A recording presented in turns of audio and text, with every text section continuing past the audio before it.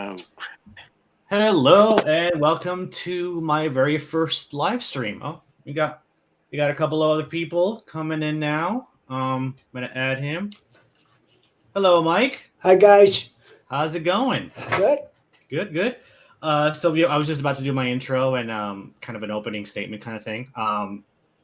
So this is my first live stream, and essentially a couple of days ago, I had made a tweet, essentially calling out maybe unwisely a couple of YouTubers with a large platform, and how I feel that a lot of these platforms and YouTubers, they do a lot of complaining about the mainstream, and I feel that they don't showcase enough alternatives, to the mainstream.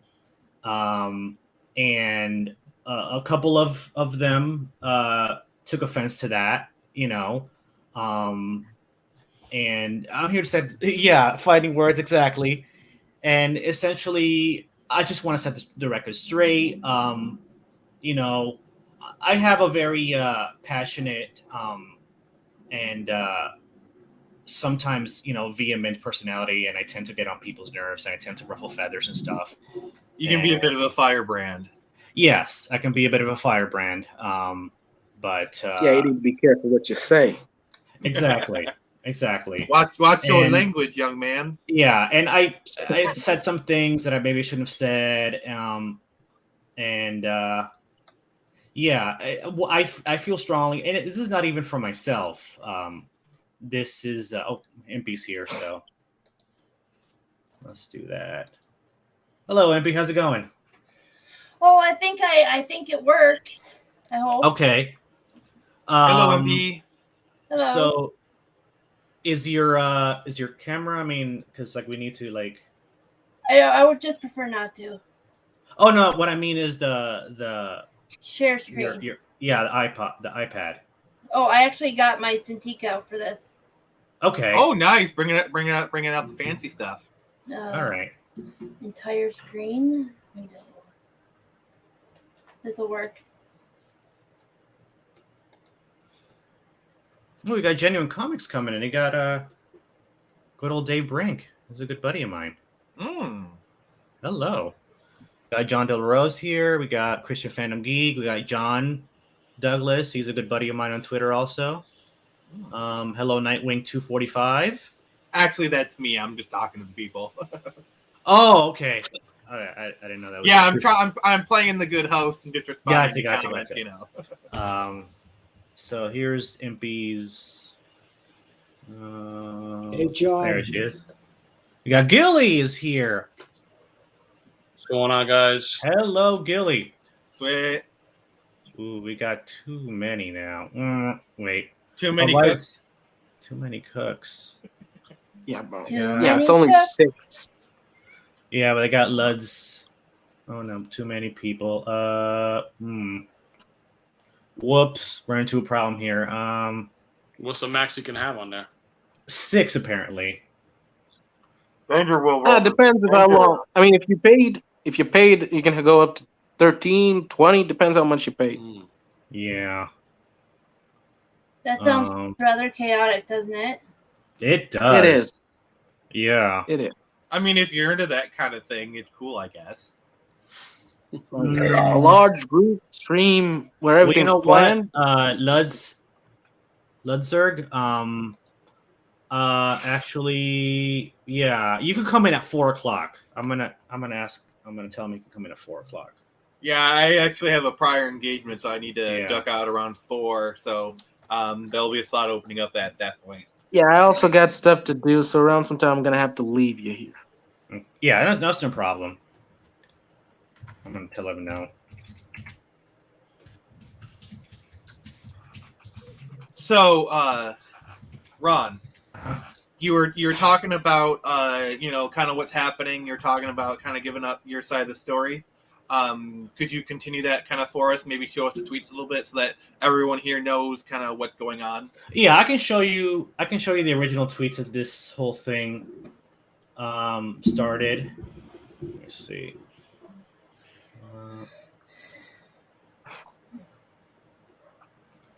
see. Actually, close the tab, so I shouldn't have done that. I should not have done that. I should not have done that. Yeah. I tried my best Haggard voice.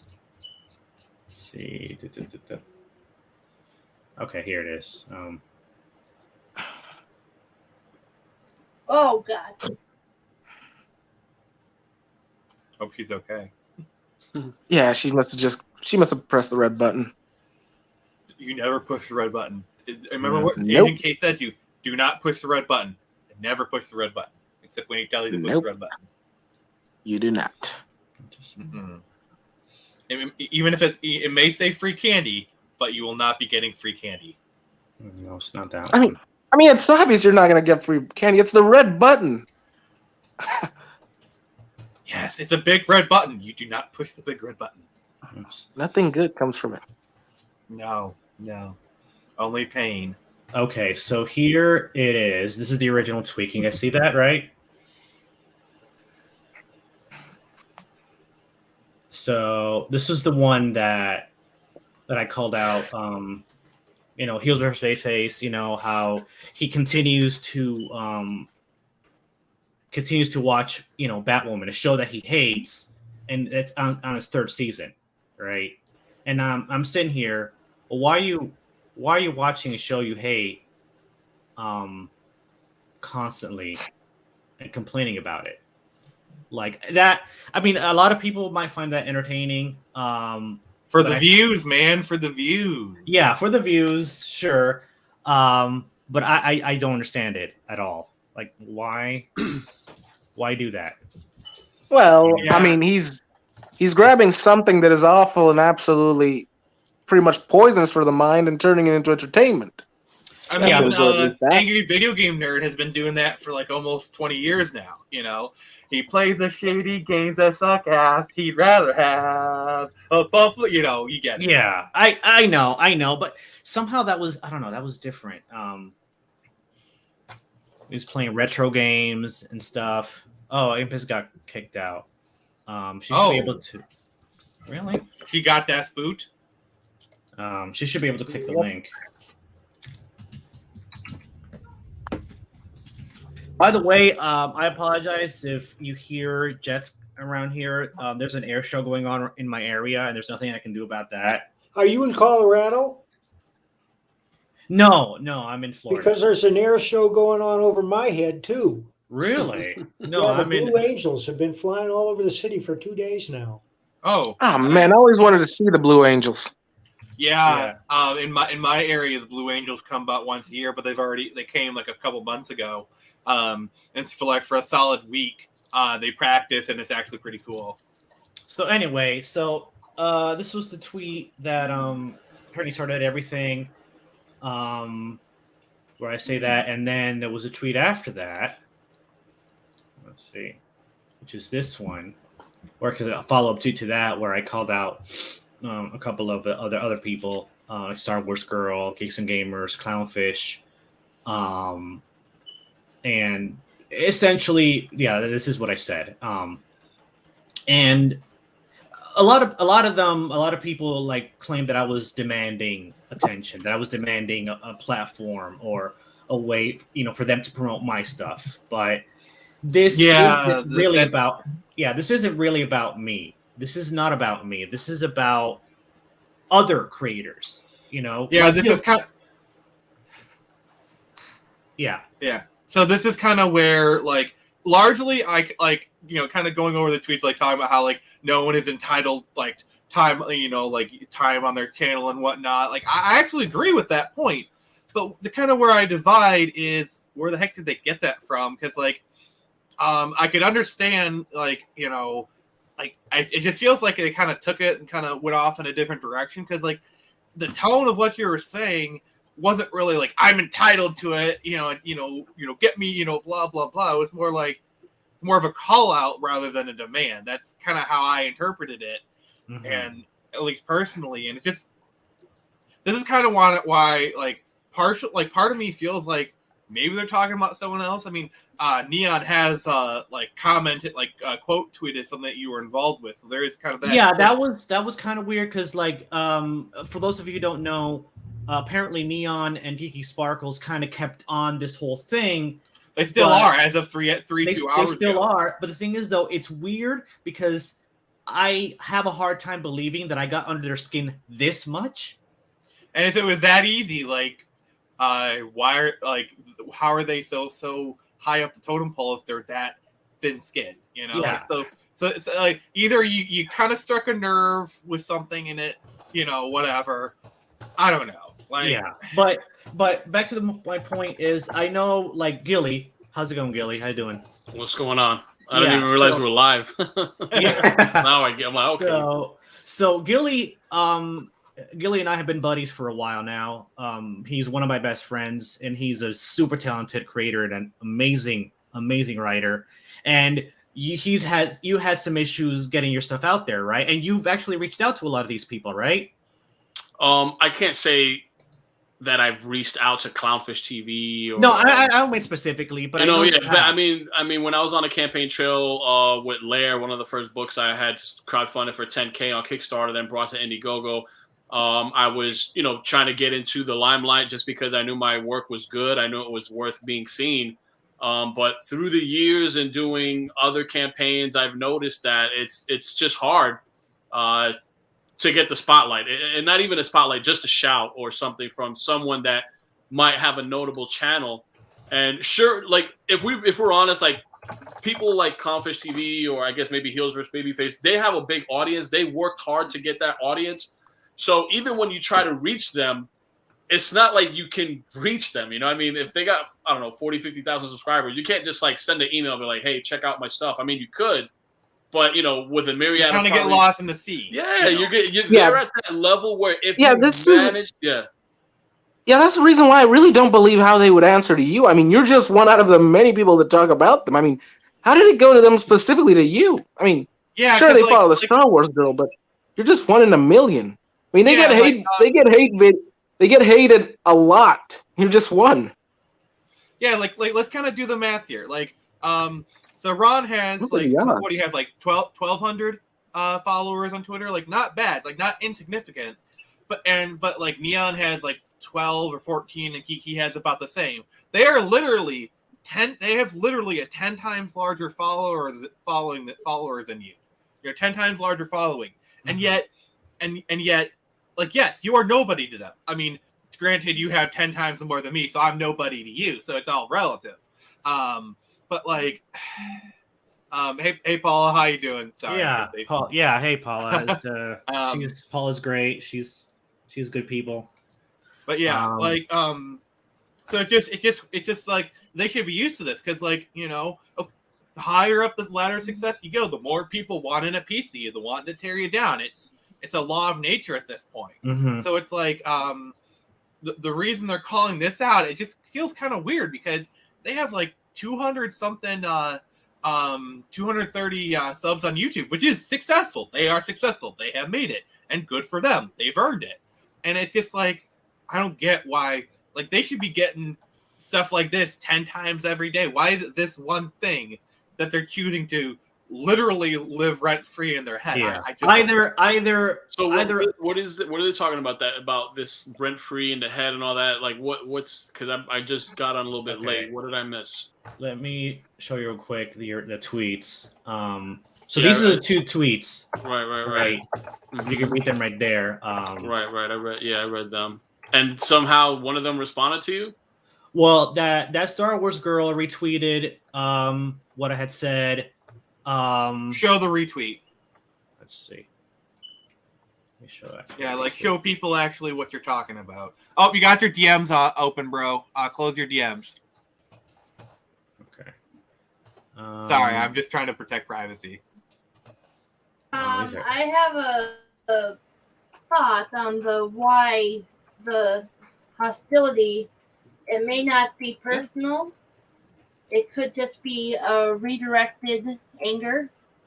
Mm-hmm. Like you have a cat that's agitated. They might redirect their Like, I'm uncomfortable, so I'm going to take it out on you. Mm-hmm. And That's part of just being an animal, is that you may not realize what you're doing when you do it. Yeah, that makes perfect sense. Okay, so I see her response. So okay, I do like to play the devil's advocate. I'm just one of those people. I mean, yeah, it's a fair point. I think that's definitely some good insight. So this is the retweet that she did.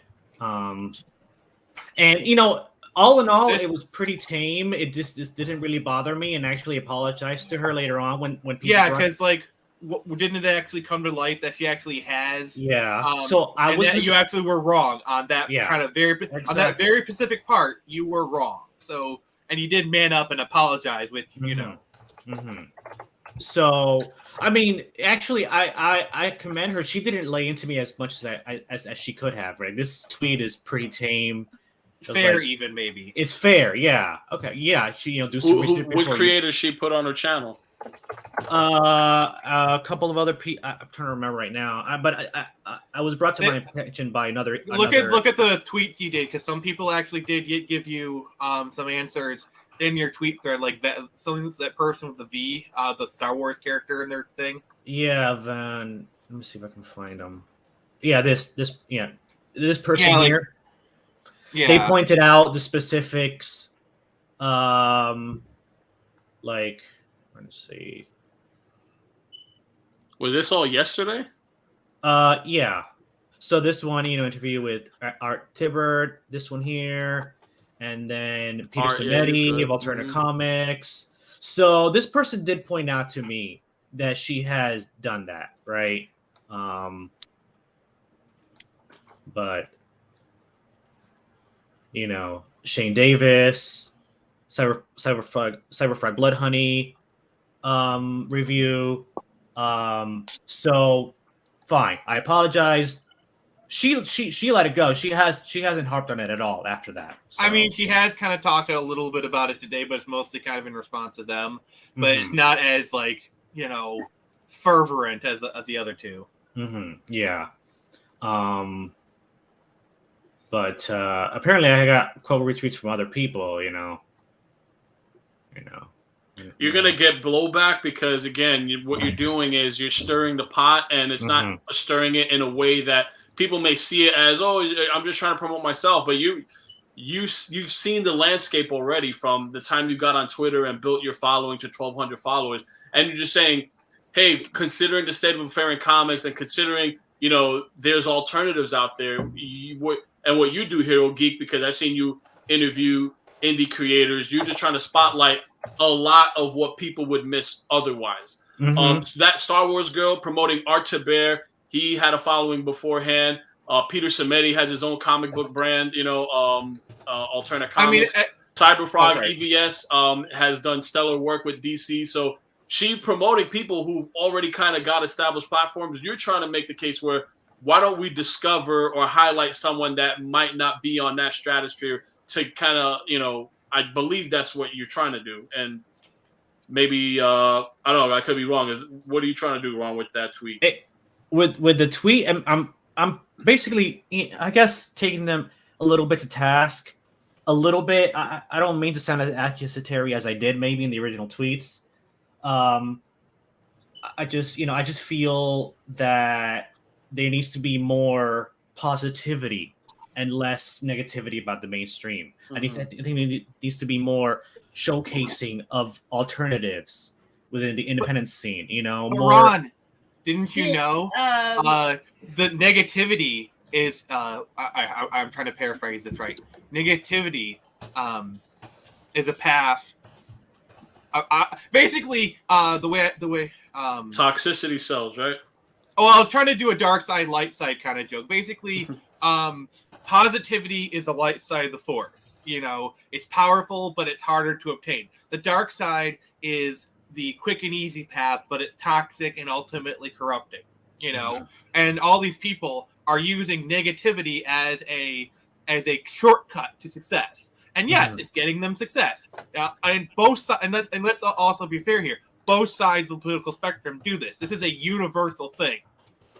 Rage bait, hate watching, everyone does this. You know, they get people mad, they get people talking, and that's how a lot of people get noticed these days. But the problem is it's toxic. It gets, you know, it's not the kind of attention you want.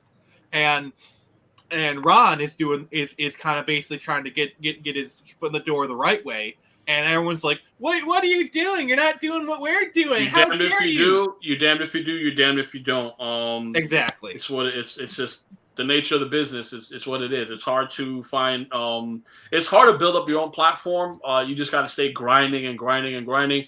And then sometimes when you reach out for a hand, you know, most of the times you'll get ignored, and maybe it's not purposefully trying to ignore you. Maybe just because. Again, like if you look at the internet and just promoting, let's look at this big ocean, right? Like people that have big platforms like Star Wars Girl or any other people that have Eric D. July or these kind of people.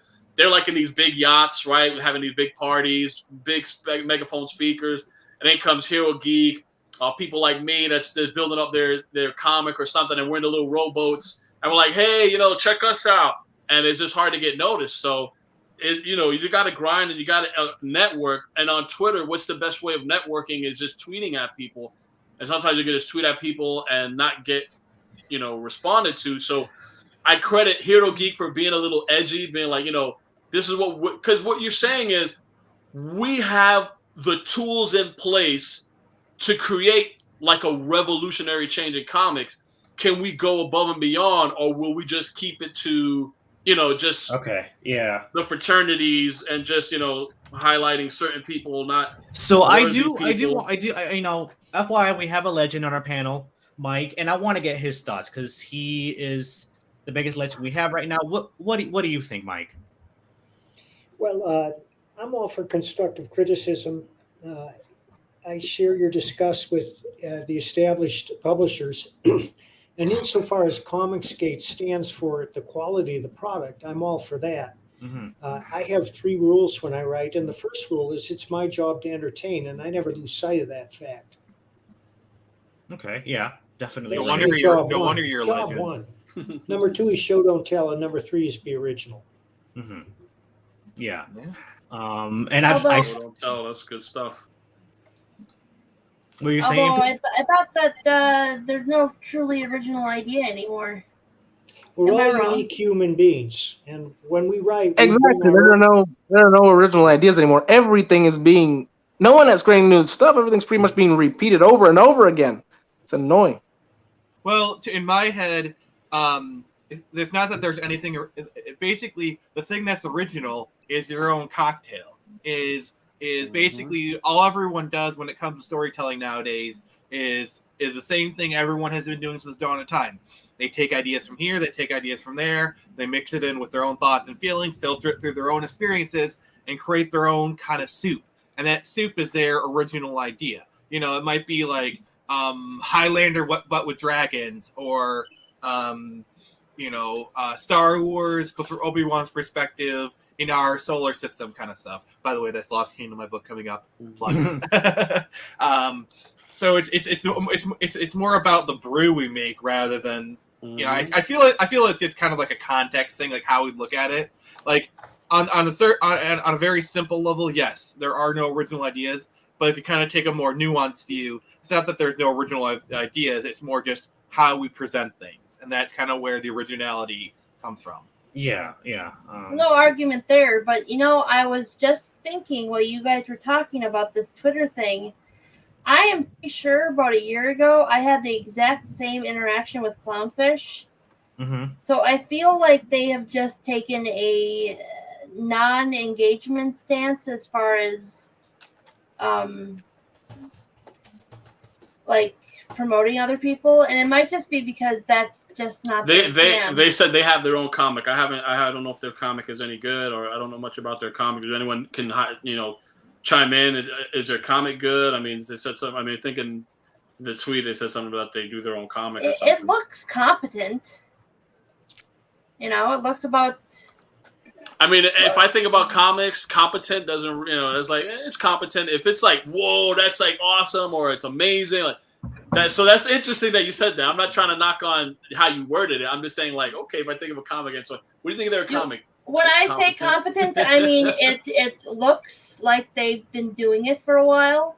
Okay. It looks like they it was a webcomic, so there's a certain quality, metric there, and but that's fine as long as it looks good, the story's good. I can't speak to that. I haven't read it, but like they do appear to have their stuff in order as far as being able to make comics. So I'm not going to judge them on that.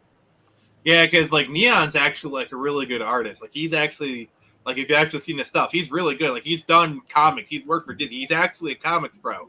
Like he knows his crap when it comes to like making comics. So yeah. Well, the thing with me, I've been promoting a lot of my stuff, and what I've gotten back is like people don't know who I am. Well, that's because I've never been published. I mean, my dream was always to be published by Marvel, DC, and when I saw that was going to be super hard, that I had to do my own comic, I would do my own comic. And one of the comics I'm doing now, if you look up Galactic Rodents of Mayhem, quality-wise, if you look at that, it stands with it stands with the best of them. And if you want to talk about Cocktail, we got Teenage Mutant Ninja Turtles with some Star Wars, doing some capybaras in there, and Saturday morning cartoons, and you really kind of see what I'm cooking up. And that's some Bucky O'Hare shit right there. I love Bucky O'Hare. Bucky O'Hare. I got a Bucky O'Hare. Biker Mice from Mars. There's a ton of references, and it's fun. For me, it's fun. I just want comics to be fun. But people will just bet, well, Gilly writes comics, never heard of him. Like, well, yeah, because I'm doing my own thing, and it's it's not like I can't say like I work for DC 10 years. I can't say that. I can't say I work for. I can't. All I can say is I successfully crowdfunded X amount of campaigns, and I'm just grinding, trying to find the audience, and we're getting there. We're slowly but surely we're getting there. So it's fun, but then I can see how there's people that are coming up, and it can be also frustrating. So my advice would be just to kind of reach out to these people as professionally as you can, and just stay professional, even though it might be hard.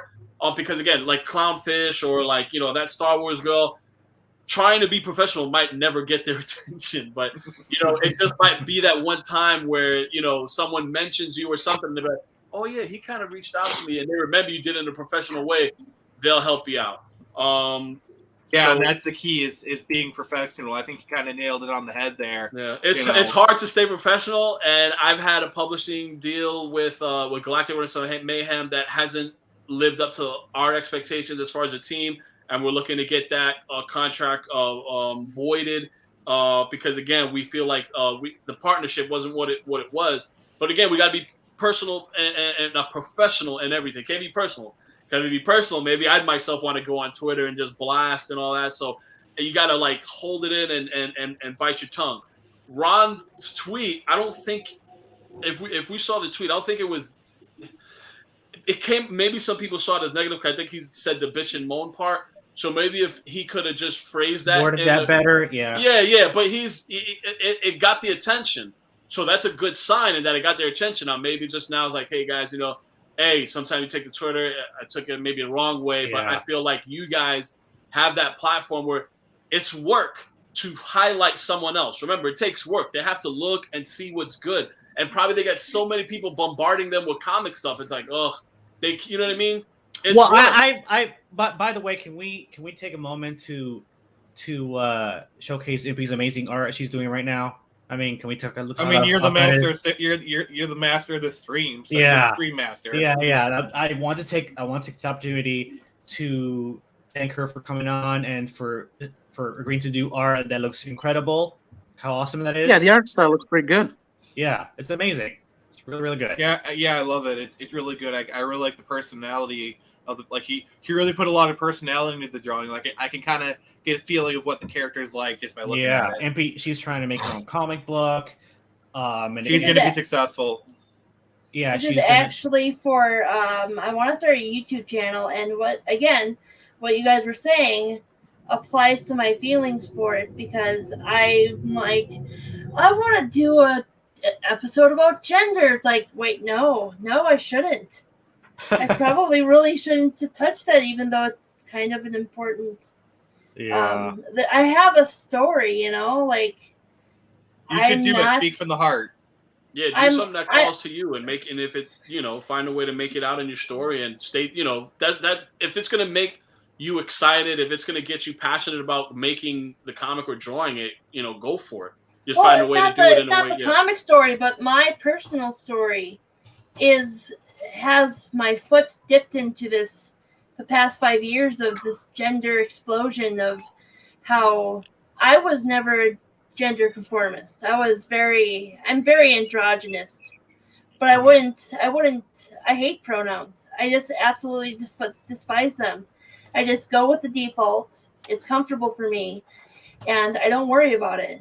I have my identity is my art. I don't need anything Excellent. else. Well said. I like that a lot. Well said. I like that a lot. That's really, really yeah, good. that's pretty spot on. Yeah, that is cool. I respect. Yeah. So, I mean, right now we have two people who have stuff, and that's Gilly and Mike. They have stuff out there. There's 3 people. Oh, yes, you. Sorry. Actually, I have samples. So yeah, Nick, you have 3 people who actually have comic books out there and who have proven themselves and whose work is really, really good, right? So if you could excuse me for one moment, I gotta go to the next room. I'm gonna grab some stuff. No problem. So Mike, why don't you tell us your experience? I know you've done you're doing Thin Blue Line, which I took a look at. I did sign up for the newsletter on that. Thank you for the email newsletter on that. It looks amazing. I love the story. I love how you're taking the whole thing about how the police are seen in mainstream media today, in mainstream news, and how you're taking that story and you're doing something amazing. Why don't you tell us a little bit about Thin Blue Line? Well, as I said, my number one rule is to entertain. And while the story might seem to have an axe to grind, it doesn't really. I've been taking my stories out of the news my whole life. And if you go back to the beginning of The Punisher, yes, that's true. The opening stories that I did were about Jim Jones and the massacre in South America. A lot of Punisher stories were based on news stories, and so were a lot of Nexus stories. I wrote Thin Blue Line because I have a number of friends who are police, and I know some police, and for the most part, they're honorable people trying to do a good job, and they really want to serve the public. That's right. And I think they've been getting a bum rap lately. So I wrote this story about 2 officers trying to survive the night in a riot-torn city. And I approached my friend Joe Arnold, who is a full-time police officer, and he drew the book. And he was faster than many pros in finishing that book. It's a gripping story. It'll grab you by the throat from the first page and carry you all the way through. There's no preaching whatsoever, but you'll recognize many situations. It's just the trick is to make the reader care about what happens next, which is the essential question in all fiction. Because if the reader doesn't care, he's not going to turn the page.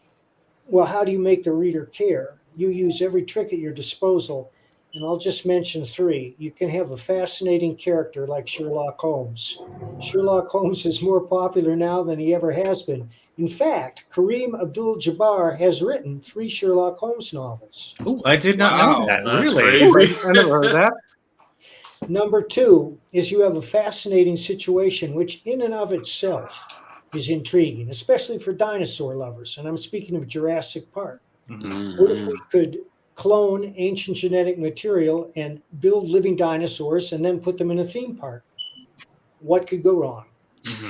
And the third spoiler alert, everything.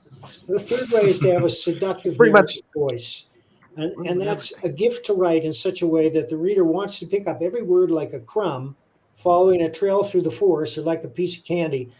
And the finest example of that I can think of, and there are many, is James Ellroy. He's a modern noir writer. He wrote L.A. Confidential, which was made into a superb noir movie, one of the best modern ones. But if you open Ellroy's book, any Ellroy book, and start reading, he smacks you in the face with his unique writing style. It's like a machine gun.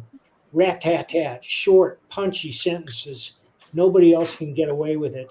Michael Chabon also has a very seductive narrative voice, but he goes to the opposite extreme. He's got a novel in Berkeley Avenue, which is 5,000 words. It's about a parrot escaping from its cage, and it's all one sentence. And you never lose your interest for 1 minute. Wow. And you learn a lot of new words. So I'm assuming it's a 5,000 word grammatically correct sentence? Well, I'd have to go back through it, but as I recall, I only read it once, but I was fascinated by it. I didn't see any glaring errors. Yeah. Okay. That's a feat. That is a feat. That's that's pretty cool. Like sort of like movies that have like just one single shot tracking the entire movie. shot. It's a single tracking shot. Like 1917. Yeah. Yes, like 1917, or what's the movie with the guy trapped in the wilderness? Revenant? Yes, thank you. That's Yeah. got some amazing tracking shots. Yeah, and I know the first PS4 God of War game never is like that too. It's just all one continuous shot the whole game. I love that when it's done artfully, and I'd recommend the movie Absolute Beginners, which until recently had the greatest opening tracking shot in history. Yeah. So, a good tracking shot for sci-fi. It's an action scene. It's I think is it Children of Men? Children of Man with Clive Owen. That scene! Oh that my god! Ending track that like that. Oh my god! That's yes, an awesome tracking shot. I had to watch it like 5-10 times. Yeah, just because it's just one shot that they got right. It was crazy. It's incredible. To me, when I think of tracking shots, I think of like the diner scene from Goodfellas. That's a great one. That's classic too. All my life, Touch of Evil. Yeah. So let's take a look at a little bit on. It's still like still hasn't launched, but you can sign up for the email newsletter. And you can see a little bit of the artwork here. Well, it is completely drawn, so we just need the funds to complete the colors and lettering, and get it published. But this looks really cool. It looks really, really nice. I love the story that you're trying to tell here. Mm-hmm. So, like two-time. The title works, and just the premise is like two cops, a riot's gone wrong, and they're trying to keep things together as best they can. It's like you could do so much with that. Like you said, Mike, not getting preachy, but just that you could do so much in an organic story with that setup is just incredible. Yeah. I know, Gilly, this is right up your alley. No, for sure. I know you're. I want to back it. Yeah, I know you're a big Punisher fan. I know you're a big Punisher fan, Gilly, and Mike Barron's written Punisher. And I know this is the kind of story you really respond to. This is right up my alley. For sure. I'm definitely going to support this. So I guarantee you won't be bored.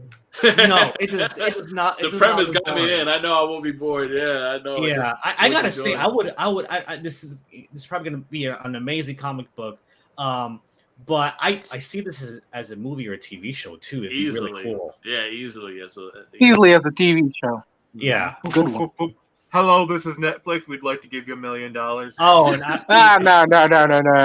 If you have any love for your creation, never sell it to Netflix. No, never sell it to Netflix. There's some other great platforms that you could probably go on. There's a lot of really great ones popping up now. Hey, as long as you got creative control and you know the people who direct it, you're on board and all that. Hey, why not? Just always but if you have to sell your rights to it, the soul of it, and destroy it into something that's not even recognizable, don't do it. I wouldn't go for that. That's why I said make sure you keep your creative rights in that. Yeah, that's why if I ever sell anything to like Netflix, HBO Max, or Amazon, literally there's going to be a clause in the contract where I have final say over any creative decision. That's the best way to go. I mean, you have to admit, look at everything. Look at everything we have now. I mean, how much good things of the past would have been good today if the creator just simply did some clauses? I mean, look at Star Wars. I mean, am I right, Nick? Just look at Star Wars. Yeah, but I think with Star Wars, because he had worked with Kennedy in the past, and just the way it seemed, and you think of Disney at the time, you didn't. She used to grab coffee. No, but he didn't. I know he didn't expect he's giving his what do you call his outline. He's like, yeah, we're gonna take your direction, and he's believing that, and you already know. But here's the thing about Kathleen Kennedy. On paper, she was the perfect successor. On paper, because she has this long storied history of being a producer for Steven Spielberg, and honestly, she was a great producer. Like there's all these stories about all this great thing. I saw. There's this show called The Movies That Made Us, and then the episode, the Jurassic Park one. The Jurassic Park one. I'm like, yeah, that's what I'm thinking of. I'm sitting here watching this, and I'm like, oh, Kathleen Kennedy. But then I know the things she did for the movie. I'm like, Jurassic Park is one of my all-time favorites. She got them all out of there before the film. Exactly. So it's not that she's bad at her job. It's just maybe she let ideology take her over. Maybe she wasn't. No, we didn't for that level. The writing wasn't on the wall then during the whole contract thing. Like, I mean, it's going in this. Bob Iger made cable deals. You know, it's like you watch The Founder. You know, the McDonald's story where it's like, the 5%, we had to put that in the contract. We'll just do a handshake deal. You know, and the handshake deal, and he screws them over out of it. You know, it's like kind of comes the question of like, who's the fool? Exactly, but let's be thankful of one thing, that she's only going to destroy Star Wars, and just that. She's about to destroy Indiana. Well, she's about to destroy. Oh my God, Fenrir! Thank you. She's about to destroy Fenrir if the rumors are to be believed. What are you talking about? What are you talking about, Indiana Jones? Indiana ended with 3 movies, nothing else. Oh, yes, only 3 movies here. Yes, thank you. So there's the original 3 movies, and then I guess what they're doing is professional fan fiction would be the correct word to do it. So anyway, if the rumors are to believe, Indiana Jones is going to involve time travel, and Phoebe Waller-Bridge, the one who did Fleabag. Oh, sweet merciful God! You have to be kidding me. They already put aliens, now time travel, now. Just keep the thing at its lane. Just keep it as it was. Just make him go around the world looking for magical artifacts or something. Don't bring this kind of crap. Specifically, time travel, which if not done correctly, it can screw everything up. I didn't know about the time travel thing because I stopped following news for Indiana Jones 5 a while ago because I just don't Apparently, care. they're trying to set up Phoebe Waller-Bridge as the next. What's the attraction? I don't even know what's the attraction to time travel. The only thing with time travel I ever liked was Back to the Future. Out of that, nothing else. You can easily destroy everything you make.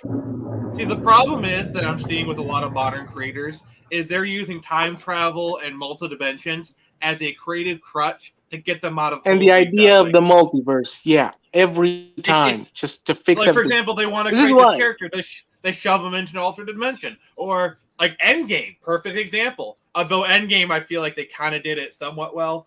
How do we fix this? Time travel, you know? Whereas, like, Back to the Future, time travel wasn't a creative fix. It was the story. Like, honestly, Back to the Future is basically, if you meet your father in high school, would you like him? That's basically the whole point of exactly. Back to the Future. You see, this is why while creating my universe. See, this is why while creating my universe, I made these sort of rules. They literally specify that time travel and alternate realities are not a thing. Literally, because I don't want, if someday this ends up in the hands of someone else and they're writing it, I don't want them to ruin with those elements. Yeah, no time travel. Yeah, I agree with Paula here. Like, time travel, I think is an excuse for Penn waving away plot holes. Like, oh no, time travel. I'm the one who said that. I'm the one who said that. But yeah, time travel is the worst of all. You can actually look at it more like, does your time travel have a causality effect? Which, if you change something in the past, it will have catastrophic results in the future. Yeah. Or it causes an alternate reality to form, which is overly complicated. Which is why TV shows like Stargate and actually Dragon.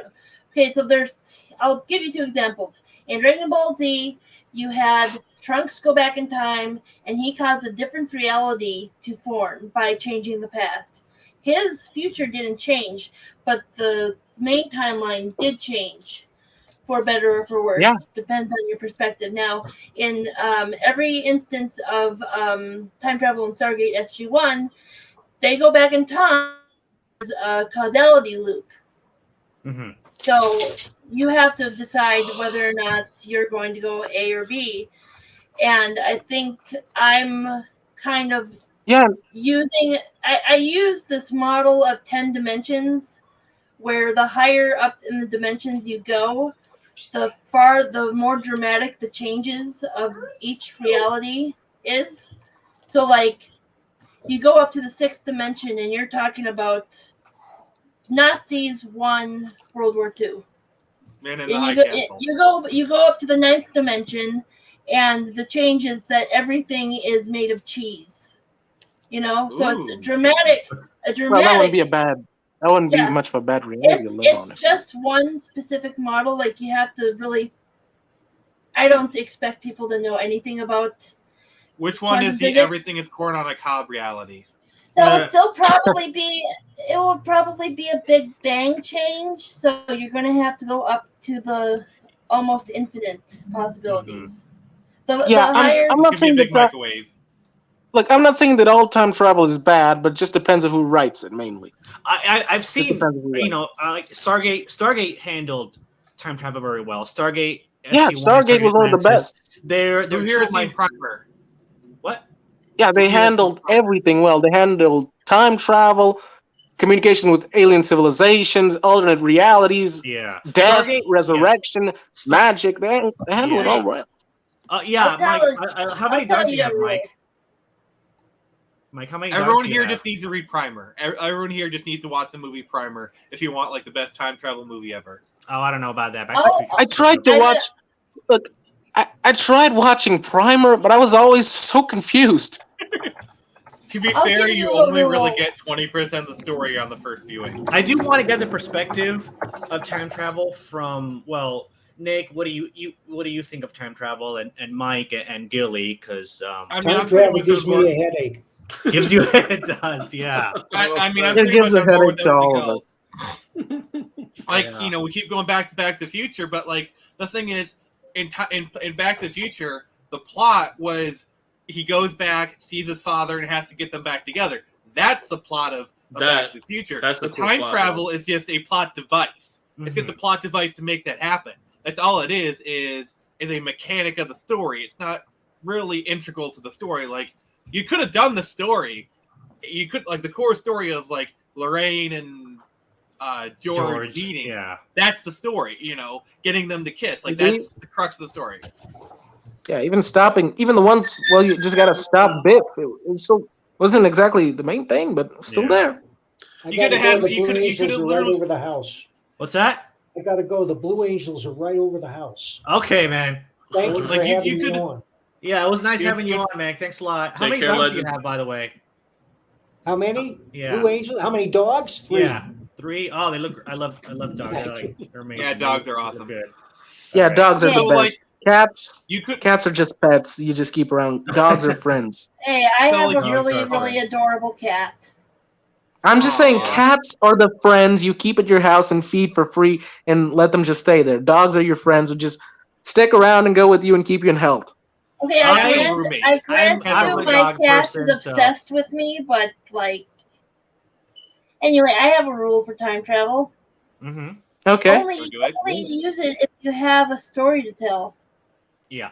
Okay. Gilly, in my world, hold on. Yeah. In my world, rule time travel is not existence. Gilly, what do you think about time travel? Have you ever used it?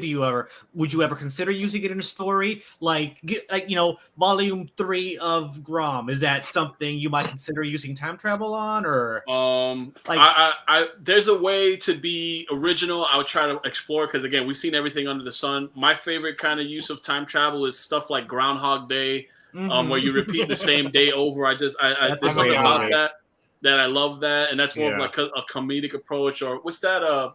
Happy Death Day, or was it Happy Death Day is good. I like those are time loops. You're talking about time loops. I like the time. Like, that is what I like about, like, that is my favorite aspect of it. Time isn't there a new game it could work on PS4 about time loop? Deathloop. Yeah. That kind of time travel, like, it's not time travel, but but as far as what we're talking about here, I think Back to the Future set it up so well. Mm-hmm. I've seen snippets here and there where it could work. I think even in Marvel, was it with the Ant-Man and how he's in there for a couple seconds, it's kind of long. Like, there's ways you can warp it and you can make it work. I'll use it in a way that serves the story, but I'm not using it as a way to, like, a get out of jail free card. But you got to understand, when you're writing like a Marvel property and you're dealing with all these established characters, sometimes that's like the only way to just explain something. It's like just. I'm not crazy sometimes I believe that Flashpoint started all of this. Flashpoint and Infinity Crisis. They kind of started this. They're doing Flashpoint in the new Flash movie, and every time they talked about Flashpoint, it was like, we're going to use Flashpoint to fix the DCEU. Like, you're literally doing the first Flash movie as a fix. Like, that doesn't scream, I don't know what the heck I'm doing. Look, if I was them, I'd literally just burn it all to the ground, start over again, get one Batman movie, then a Superman movie, then a Wonder Woman, and start slowly. Just build up slowly. I mean, we could sit here all day and talk about the mistakes that DC. I thought that's what DC was doing. Like, they'd learned from Justice League. They were taking what they had, and they were just, like Aquaman, and then just, the Batman. They're kind of just building things up. Kind of just, maybe too late. But here's the thing, my rule for time travel. Time travel is not a permitted thing, but reversing time and speeding time for a couple of minutes or seconds is a possibility. I'm going to use these elements to help the story, not to make it a fucking mess. That's the best way to do it. Yeah. I do want to bring up something Paula said earlier. She said this, people think, never heard of you as a reason to not give your work a shot. They aren't your audience. Right now, you need the early adopter types that secure in themselves like new things. And she's right about that. And she said something else. Yeah, people. A lot of people who are higher up on the totem pole, they use the "who are you" as a means of dismissal. Like, oh, who are you? You're nobody. Like, who are you talking to me? Like they use that as a way to dismiss criticism. Which is kind of what Clownfish have been doing and whatnot. With they're talking about whoever it was, whether it be you or this mystery person who may or may not exist. Yeah, they are really snarky. Who is this guy? I don't, but yeah, I go on Indiegogo and a Kickstarter almost on a daily basis looking for new projects that might interest me, and I just scroll, and that's how I find projects that interest me and projects that I'm going to back. Probably, that's what I do. It's a great way to find some out there stuff, That's how I found your project, Gilly. That's how I found Galactic Rodents and Mayhem. I was just on Indiegogo one day. I was like, let's see. Oh wait, that's you? Yeah, that's Gilly. Yeah, I gotta say, love the song. Yeah, it's amazing. I mean, Gilly has. Oh God, I had a good guy do that song. I literally had the lyrics in my head, and I just wrote out the lyrics. I'm like, listen, man, TMNT was. Yeah, just gave me a lot of Saturday morning cartoons vibes. That was it. That was the point. Yeah. I told the guy replicate that because TMNT was it for me, and that intro is just. It still holds up, man. It's still amazing. Yeah. So, he set it up nice. I'm getting the sense that Ron, Gilly, and I both all have the same sensibilities because I'm trying to go for nostalgia. Everyone says my style is very nostalgic, like anime mixed with Saturday morning cartoons mixed with like Disney vaguely. Are you a manga fan? I would say yeah. Anime fan? I used to be a lot more into it than I am now, but I'm actually watching more now than I ever have. So I'm just not incorporating it into my art style anymore. Okay, but it has a little twist of it, like what I'm saying. Like there's a way you can add like maybe just a sprinkle of it without going too small bits of anime. Without going too manga, don't say but, But because I'm gonna say I enjoy anime. I enjoy anime and manga, but the old school Western stuff, it still has a bit of my heart on it. Oh, we got JG calling you a liar, Gilly. I gotta say that face. I'm getting a lot of like. Don't believe him. That's child. What are you doing on here? That's my buddy since high school. We go way back. This is. I know. Yeah. Gee, I didn't know you're watching this stream. What's going on, buddy? I gotta say, looking at the face that Gilly's drawing, I'm getting a lot of like Chip and Dale Rescue Rangers vibes, like a lot of the Disney afternoon kind of style, like Chip and Dale, Tailspin. Is Gilly drawing or Impy? What you're drawing right now? Impy. Yeah. Impy's a maestro. By the way, she's a maestro. Are you Impy? Are you up for doing any requests from people in the chat, or I'm not opposed to it. Yeah. Do we have any requests for her to draw anything specifically, any specific characters or anything? One moment. Oh, it's anime. Look at him. Yeah, he's gonna be coming on soon. Okay, request. Okay, have you ever seen an anime called Tokyo Revengers? No. Tokyo? No. Crap. It's one that I've been getting onto lately. It's pretty good. It actually involves time travel, and it's done pretty well. Have you ever played Mega Man Battle Network? No. Oh, that was a fun. It was actually my first Mega Man ever. I would like to talk about my project, although I'm not sure how to segue into that. Yeah, there's your segue. You just made the segue. That's the segue. I give you the floor. I guess I will draw Treble. Okay, Anime. Okay, yeah, he wants Treble. Yeah, I think could you get him on now? I think there's room, right, for him to jump. There's still room for one. Because I got two people vying actually right now. I think it's getting close to when I gotta go anyway. Okay. Yeah, me too, but I'll be to go. So I'm just gonna head out. I'm sorry, Nick. I want to talk about your project too, about 2100 Samurai, which I am editor on, and I know for a fact that it's solid stuff. He's doing some great work. He's going to be launching issue 2 next year, right? Next year, spring. Yeah. Spring. So you can get issue 1 on. Yeah, where can you get issue 1? Tell everybody where they can buy issue 1. Let me drop the Comixology link in the chat real quick. Okay. Yeah. I'm sorry, Impia. I wasn't trying to hijack the stream or anything. I apologize. I also kind of got distracted. All right. So I just dropped the Comixology link in the chat, so people can buy it from there. I do have physical copies. If you want, you can just hit me up on Twitter, which my Twitter thing is in here. This is the variant copy, and then if you hit me up on Twitter, you can PayPal me some money, and I'll mail it to you. Yeah, his handle on Twitter is. It's in my name on the stream. Yeah, it's the Phoenix Press. No, it's at Product Access 1. Okay, got it. Okay, yeah. So yeah, check out his stuff. I firsthand know how good of a writer he is, and how solid of a concept 2100 Samurai is. Well, issue 2. The reason issue 2 is going to be so good is partially because of you. So take some credit. Okay, fine. I'll take some credit if you force me, right? Yes, I am forcing you at finger gun point. But yeah, it's solid stuff. It's the kind of independent work that needs to be more looked at and needs to be showcased more. And yeah, check it out. Definitely. Yeah. All right. Thanks for having me on. I really appreciate it. Awesome, man. Nick, gotta say this was a pleasure meeting you. You and me are gonna have to do a stream someday. You're a fun dude. I agree. Hit me up. I'm open.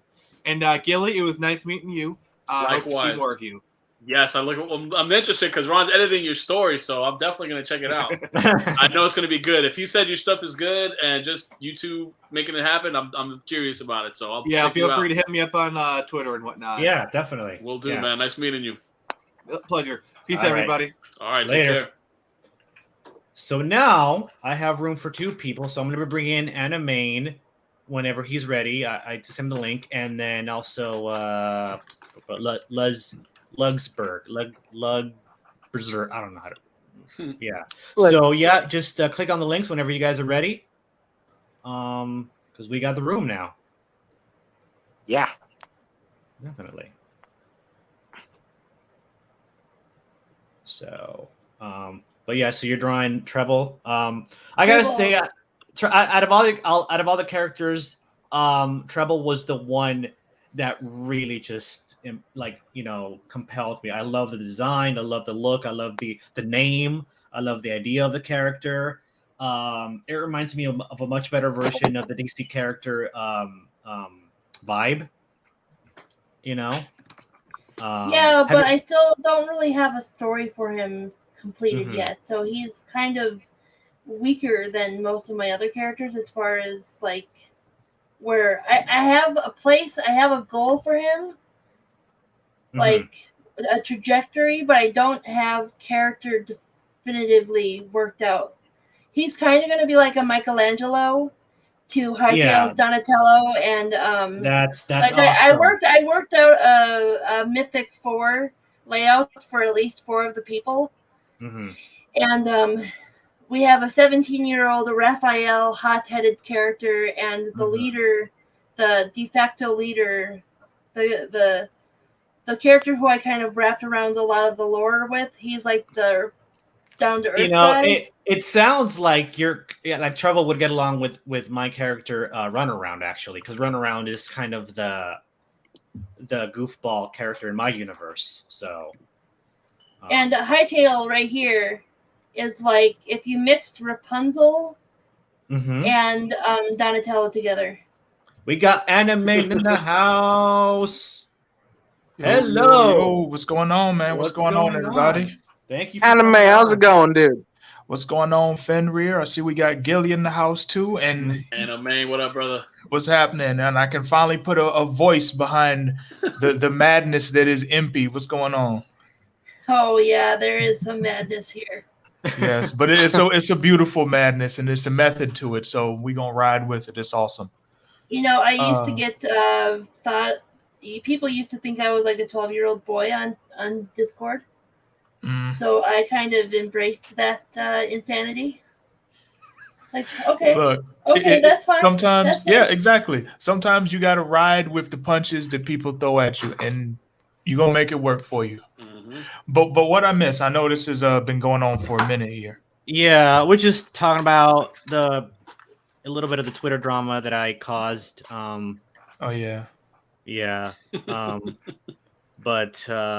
Ron, you're stirring up that pot, Ron. You're stirring up that pot. Yep. Yeah, man. You love you love throwing them haymakers. You know. I don't mean to, and sometimes I wish I wasn't like this. You know, I wouldn't cause so many problems, and I wouldn't ruffle so many feathers. Just whenever you got that tweet in mind, tweet it out or just write it out. Let it sit for 10 minutes. Yeah, and just edit the bitch and moan or like anything that comes across as really I should do that way Ron, more professional. You know, the thing is, Gilly, I've told him. And I'm sure you've probably mentioned this too. Told him he needs to do this, man, because you have the thoughts. It's fine to have the thoughts. Everyone has thoughts that aren't necessarily the best or the most polite. Get them out your system, man. But stop hitting send, because you sending nukes over here to countries that ain't even sent you so much as like a warning or declaration of war or anything, man. Like you starting shit with people for no reason, man. Like I know you're making a point, but we got hello, Ludsberg. How's it going? Hey, welcome. What's up? Welcome to this crazy party. I was just gonna say there was one tweet that Ron did that caught the attention of EVS, Ethan Van Sciver. Oh yeah. And I'm like, Ron, and he added me and he added EVS and it was just like, and EVS said something and I responded back so professional and then it was cool. So and then Ron apologized and then it was cool. So seriously, Ron, how do you get all of this attention? I don't know. I have the attention I wish I could get, Ron. I don't know. You get the attention I wish I could get. I mean, me too. Me too. Nobody cares about my tweet. Ron tweets. Everybody's on his tweet, man. Holy cow. Yeah, me too. I mean, even he knows I scream all kinds of crazy shit, mainly because he's the one who speaks me out, but somehow he gets more craziness than me. Ron got it. I don't know how. I have some hot takes, and although I will say one thing, I have a lot of. I haven't gotten any attention. Give it time; it'll come to you too. Trust me. But the thing is, though, I always try to. I'm still just waiting to try and get some. If I'm wrong about something, or if I was mistaken about something, I take it upon myself to check it myself. And I don't know if you've seen that. I mean, have you guys? Is that something that's accurate about me? You would say? I'd say most of the time. Like when you don't necessarily apologize for what you say, but when it comes off and when it offends people and when you're going that extra mile, I have seen you walk some stuff back. Like with this tweet here. I understand the point you were making, and if you hadn't attached people's name to it, we can have the discussion, we can agree or disagree. But when you start putting names to it, especially if you're wrong about the people you're accusing, then you really have to take a step back and be like, okay, I could have made my point without, singling people out. Here's what Ron could have done better. When they responded back, hey, I featured this, so, and this, so, and this, so, he could be like, okay, you did, but my point was highlighting people that are not already established. You can highlight people that are already established. You did highlight people you're highlighting people that already, have some type of acclaim. I think Ron's trying to say, I want to find hidden gems. I want to find the indie comics that people don't know exist. I want to highlight that. And people that have those platforms could really kickstart or revolutionize that renaissance in indie comics. But it's not happening because they're just staying within their own pockets. Yeah, Gilly put it better than I could. That's exactly what I think. Yeah.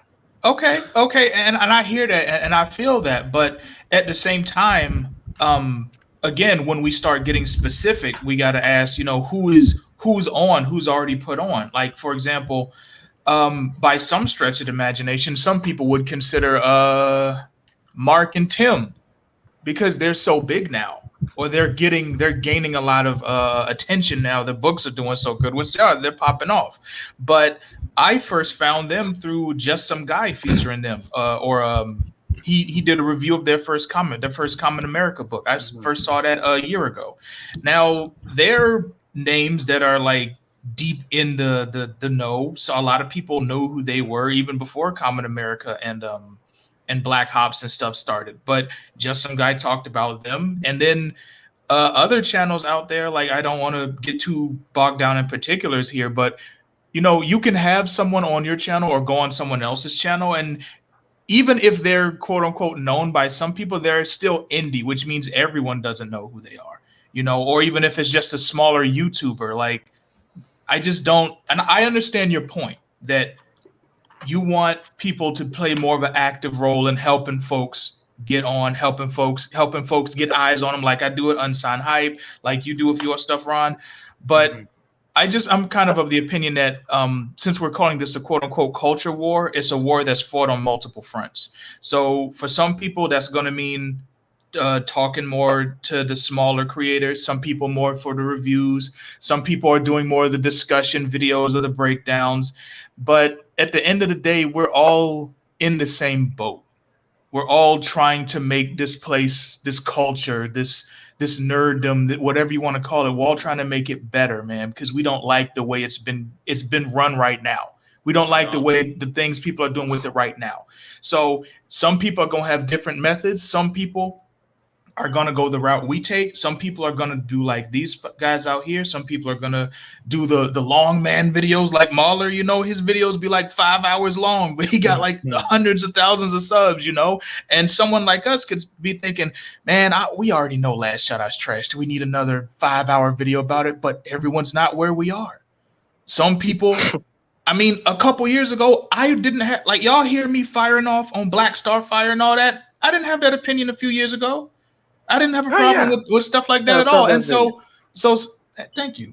But sometimes you got to remember that even if we don't necessarily see a lot of value in a certain type of content, or if we think, okay, I'm already there, how don't people know this already? You got to remember, everyone's not where we are. Everyone is not going to just come to that conclusion on their own as well. Sometimes you need a heel versus babyface or Eric July video or whoever to help you think about stuff in a different context. And everything all right down there? I'm hearing all this wind action. Are you going through like a wind tunnel or something? What's happening? I think that's Litzberg. How's it going over there? Hello? Yeah, hello. Hey. Yeah. I think your mic is turned up a little too high. Yeah. Okay, no problem. Yeah. Let's see. Turn this down. Everything okay over there? Yeah. Yes. Hello. So what do you think greetings about to all everybody. Hello. What's up? I got a fancy I guess microphone. Who's gonna talk first? Yeah, I guess I have come across certain instances where I've seen someone saying like, "Oh, I'm not going to make a video about this. Everyone is already talking about it." I'm like, I've never even heard about this topic. What? Well, like what me and Ron, we do like a channel together called Geektastic Duo, and a lot of times I would want to harp on some of this stuff just because I know it's content, and we got to build up our channel. So I know Ron would not want to talk about it, and I get him not wanting to talk about it. So I get it. So yeah, but sometimes I just want. It's like you got to talk about this stuff because that's what's trending, and if we're ever going to get to the 3,000 subs, 5,000 subs, like we got to rattle off our viewpoints because our distinct viewpoints will be different. The topic could be the same. Our viewpoints are what's exclusive and what's going to want to make people tune in to like the Geektastic Duo, to see what we have to say about it, Right, and that's a real good point there because when we're talking about this content creation thing, it's one thing if someone just has like a channel that they're just doing like as a hobby or whatever, and they're not really worried too much about growth. But when we're actively trying to grow our channels, as much as we love covering the indie stuff, I'm definitely not saying stopping that. I mean, I've been covering indie creators of all kinds since like 2016 on my now in hiatus podcast. But like at some point, you have to kind of talk about stuff that's more relevant and more well known by a larger audience because unfortunately, and I told this to Ron in the DMs a while ago, people really aren't checking a whole lot for coverage about smaller indie stuff, especially if it's positive reviews. It's sort of human nature. And I know Paula is in the chat, or was at one point. She mentioned this on Twitter earlier today, that because of human nature, we're really not drawn to a whole lot of positivity and stuff talking about things that are lesser known when it comes to the type of content we like to consume. We're more about the big name stuff, the stuff in the news, the drama, the Duncan, we gonna trigger the snowflakes, blah blah blah. SJW is bad, blah blah blah. That's way more likely to get views. And if you have an interesting opinion or one that's not being said a lot, even if it's something that's being talked about a lot, if you still have something to offer the conversation, I still think it's okay to make a video on it. Now, would I make like 10 videos about the same topic in like a month? Probably not, unless I'm really, really passionate about that topic. A lot of these channels do that. They make like 20 videos about the same exact subject, just repeating themselves over and over and over and over again. Well, Ron, let me throw one thing in there because Anime brought like an amazing point. Yeah, I get. Go. Yeah, I mean, we're gonna say. Can I just say something? Okay, yeah, I get that. Like, I kicked off my channel just. I think there might be a bit of delay. Sorry. Yeah, I guess I kicked off just trying to review some video games from my childhood, and I haven't really seen much growth. I have been something of a hobbyist, I guess. I've been at kind of a throw everything at the wall and see what sticks point in my life, like trying to juggle a channel, trying my hand at script writing, making comics, trying to make an RPG Maker game, learning Unreal. I'm trying a lot of different things and seeing where it all goes. Always stay busy. Yeah, always stay busy. That's the way to do it. Yeah. And then Paula said something here. We need the variety. We need all the media we can get to cast the wide net and reach people and tell them that the mainstream does not care about the stories anymore. There's better stuff. Yes, Paula, exactly. We need to do that. Paula brings up a great point, and what she's saying is that the net has to be wide, but the ultimate reach is that it's about how mainstream their quality is lacking, right? So I wanted to touch on Animate's point. Ron, I know I had what if the animated show came out on Disney Plus, and I Well, no, look, I've been reading What If since I was a little kid. That entire cartoon didn't make sense. That is not What If. All right, that's what I was saying. I got, I'm there, right? I came in, I think, on the third episode, right? Because I got in, and I'm like, okay, first episode didn't call me. Second episode didn't call me. I'm like, okay, third episode, there's someone killing off the Avengers before they could unite as a team. That sounds interesting. That's right up my alley. That was the latest episode that was out there. And I told Ron, and I had already seen it, and I wanted to talk about it. I'm like, Ron, can you watch this episode? We could talk about it. Ron, I love you. And Ron's like, I don't think I'll be able to do that. I'm like, Ron, come on, this could be a great little piece. We could let's just watch. I'm not sure. I might have to watch a review first, and then I'll just. Oh, go come by on, review. dude. No, just watch the episode. It's 20 minutes. I want your organic, and we can just jump into it, and we'll do a Geektastic video on What If number 3. We'll talk about why we skipped 1 and 2, but we'll go into what I wanted to talk about in part 3. It was like pulling teeth. So, Anime, talk to Ron. How do I get this dude to want to do something so we can grow our channel? Because if not, I can't talk about this by myself. Listen, I do comics really good. I'm a dad to 2 kids. I work social work in the school, so I got a lot of emotional problems from other people on me. It's like when I get a little bit of time to do a video, let's do it. So I can't, it's like, Ron, I love you, but like, this is what Paula said and what Anime is saying. This is why we need to talk about what you don't want to talk about, but do it in a where we can make it happen. Like, I get you don't want to watch the whole thing. I get you have this bad thing. I get it, but pick and choose where we can make it work, because that's how we're going to grow our channel. You got to compromise sometimes. Sometimes you got to do some compromise. But like that video never came out. And it could have been a good one. I'm stubborn. I'm sorry. I'm stubborn. I don't blame you at all. Yeah, it's hard to blame the guy because the guy made a crap as crap. Dumpster fire? What's that? Because there could be a dumpster fire. You don't want to suffer through that.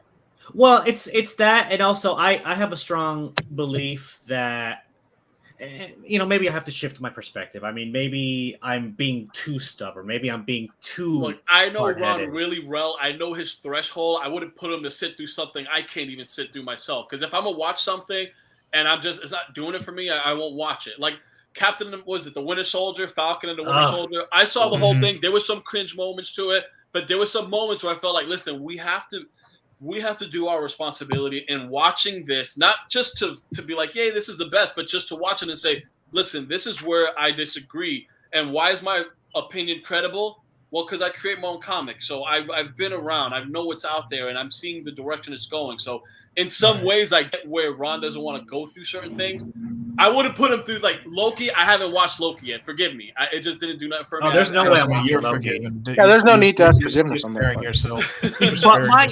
But my perspective is that I feel that we need to ignore, like, most of it or all of it, really. Like, don't talk about it, because if we do, that gives them attention and that gives them the publicity that they want, right?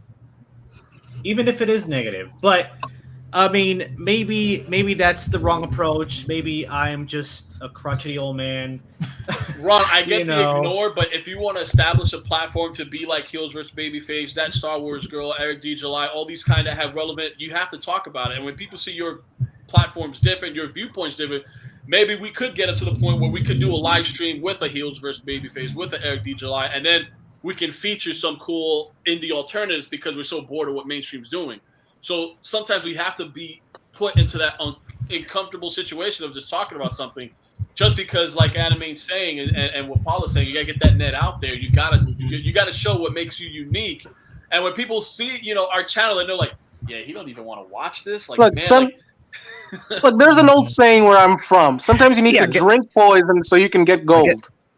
Yes. Hey, sometimes you gotta chug that shit, all right? But on the other end of the spectrum, I have to say, what does everybody in the chat think? Yeah, what does everybody in the panel think about my position? Am I being too stubborn? Am I being too, like, vehement about my view and my position? Do you think I should, like, loosen up a little bit?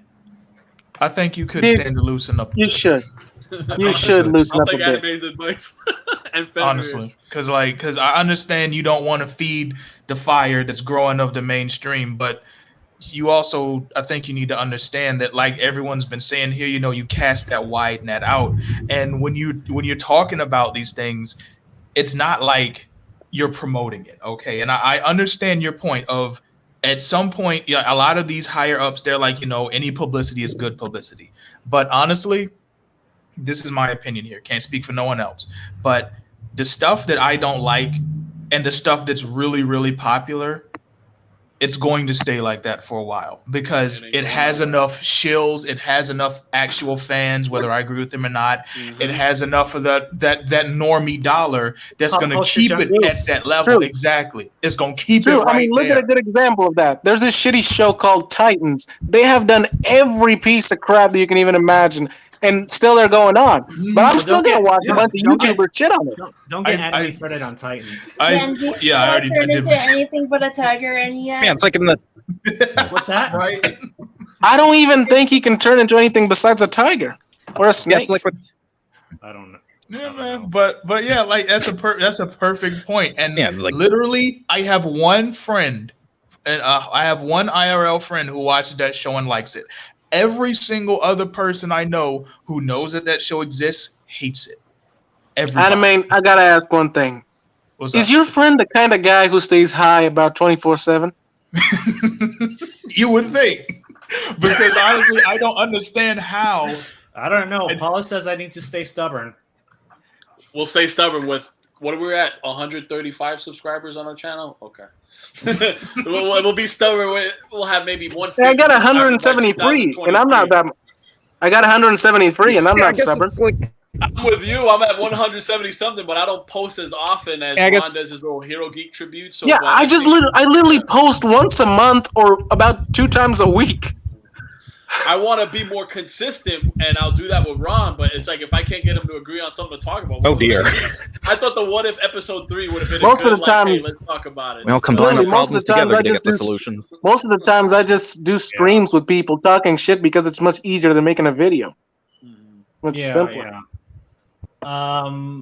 So, Elizabeth, what do you think? Because you have it's complete reverse for me. Yeah. What are your thoughts? I want to know because you haven't had a chance to talk much. So. Yeah. Hello? Yeah, I guess it's like what's in the title, like being the change you want to see. Like, let's see if I can articulate this properly. Do you really want things to change? As you say, are you going to put your money where your mouth is, or are you going to virtue signal to your peers that you hate the right things, just like the people you complain about? Like, hey, I hate Masters of the Universe Revelation 2. Congratulations. What do you like? Like, yeah, you don't want to... There's got to be a line somewhere. You don't want to stare into the abyss too much. Exactly, because staring into the abyss is part of what I think is ignoring. So, Ron, you could ignore, but as Anime said, the normie dollar is still strong. Like, you just saying, I'm not going there. Like, we don't have that audience where we can be like, hey, I'm not watching that. People are like, well, I'm not watching that too.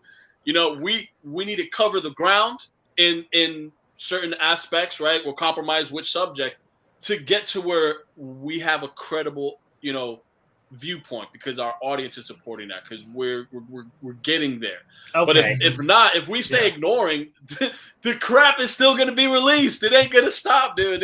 Look as long as comics, video game, movies, all this stuff be coming out, there's always stuff that's just trash that gets made out. We don't like to say it, but it happens.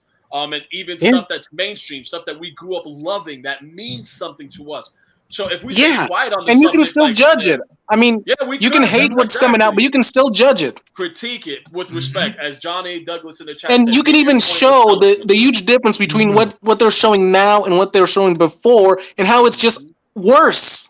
You can even show it. Okay, so Paula and John make a good point. She says stubborn stands out, so maybe rant a bit about some mainstream stuff. Of course. And then promo the work that was. Of course. Exactly. That's why you got to talk about it, Ron. You can't be in your feelings and close the door to your room and like, I'm not coming out. The party's going on. We got to go to the party and be like, hey, listen, that party was trash, bro, right? And then talk about it. Oh, that party was okay. I didn't want to go, but it's okay. I went. It was okay. Yeah. We got to, man. We have to.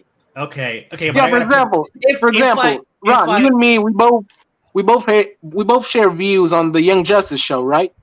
Mm-hmm.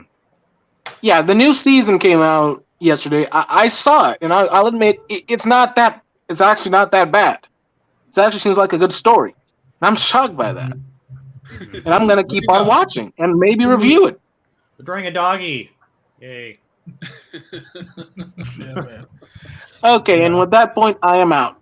I need to go do some other stuff. Oh, okay. So, Peace to all of you. It was fun meeting you all, Animane, Hey, and pleasure. Libby, I think I already know you guys. So yeah, peace to both of you. Stay away from drugs and yeah, whatever the hell PDSA other crap people say. Peace.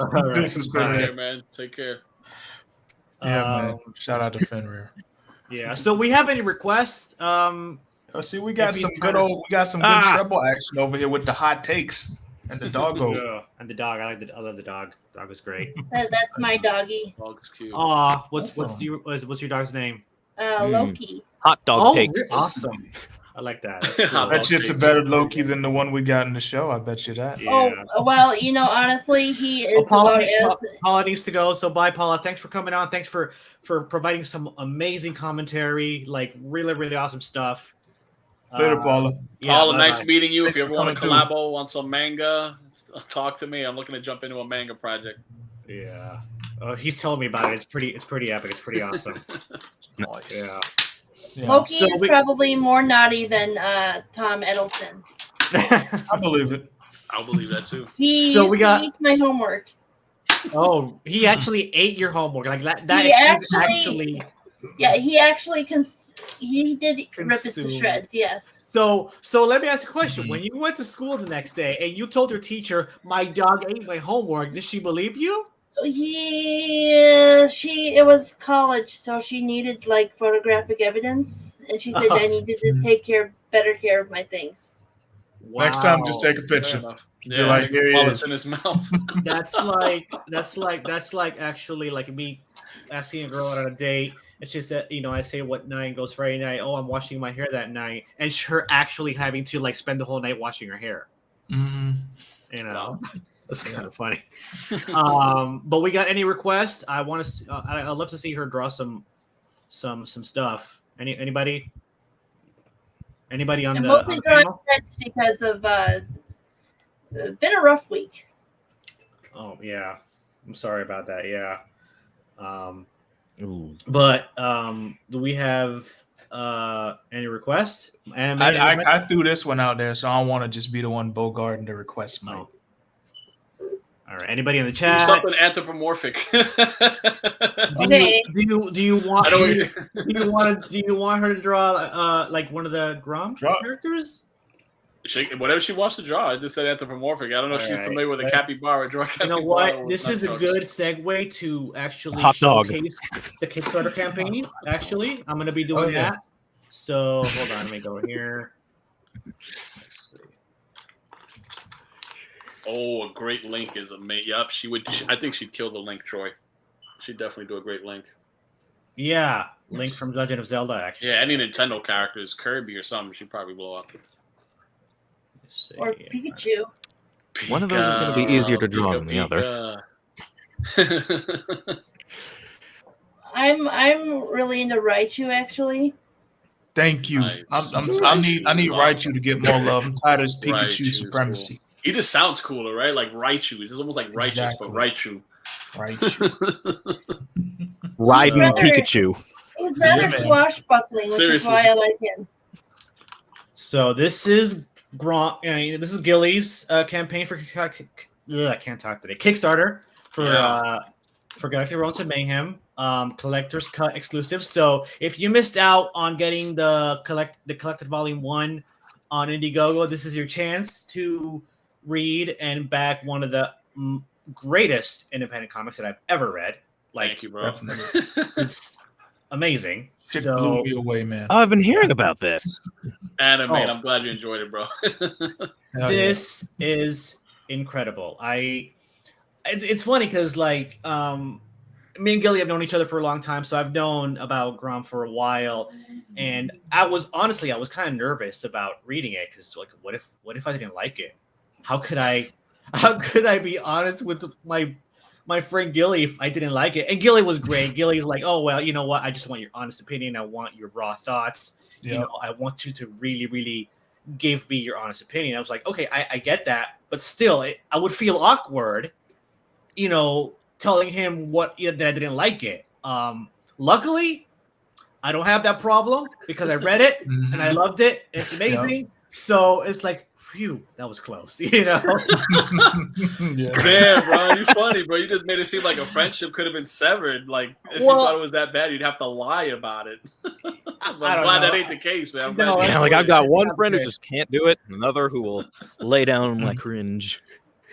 Yeah, it was, and I read it, and I was like, oh, well, yeah, okay, so, yeah, it's good, Gilly. You know, it's amazing. It's awesome. I loved it.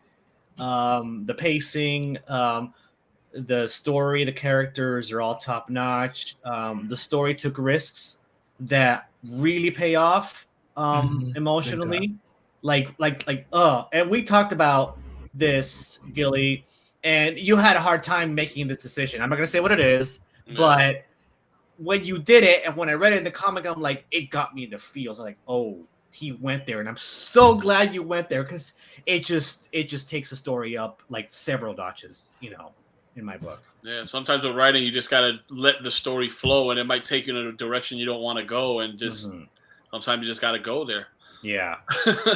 Yeah, definitely. It's a great feeling when you're writing a story that is going in that direction, and on one hand you don't want to because you know it's going to be a gut punch, but on the other hand you're like, I love these characters, I don't want to do this to them, but then it's going to make the story so good I have to. I just made a decision like that for one of my stories. I'm like, yeah, you see how it is. Hit the kill button. Yeah, you gotta hit the kill button, man. I gotta do it. Yeah, I'm gonna drop the link in the chat so you guys can check it out, and you can back it right now. I can relate to that. Hey, man, it's a hard thing to do, man. But look, we writing these stories for a reason, so we gotta write them. You know. There's my pseudo furry. That's also true. What Troy said, great characters often write themselves, and that's how you know when stuff is just percolating, and you know you're writing, but they're moving in your mind, and like you just let them go. You just you take off the chains and you let them go. I'm not even writing them anymore. Yeah, I'm just adapting them. Oh, that's amazing. That's really good. Look at that. I love it. Oh, that's yeah. Impy, you're unbelievably talented. Like really good. Where'd you meet? It was an Impy you met her on Twitter? Yeah. Actually, I kind of we kind of met through Animane a little bit, right? Nice. I don't know how I did the Animane. They just kind of flow into my. No, she's amazing. No. What I mean is, you and I met through Animane. Yes, that's what I mean. You guys just kind of fall into my orbit somehow. Yeah. So this is how it is. No, it's great, man. She's got talent. I think I found Animane first too.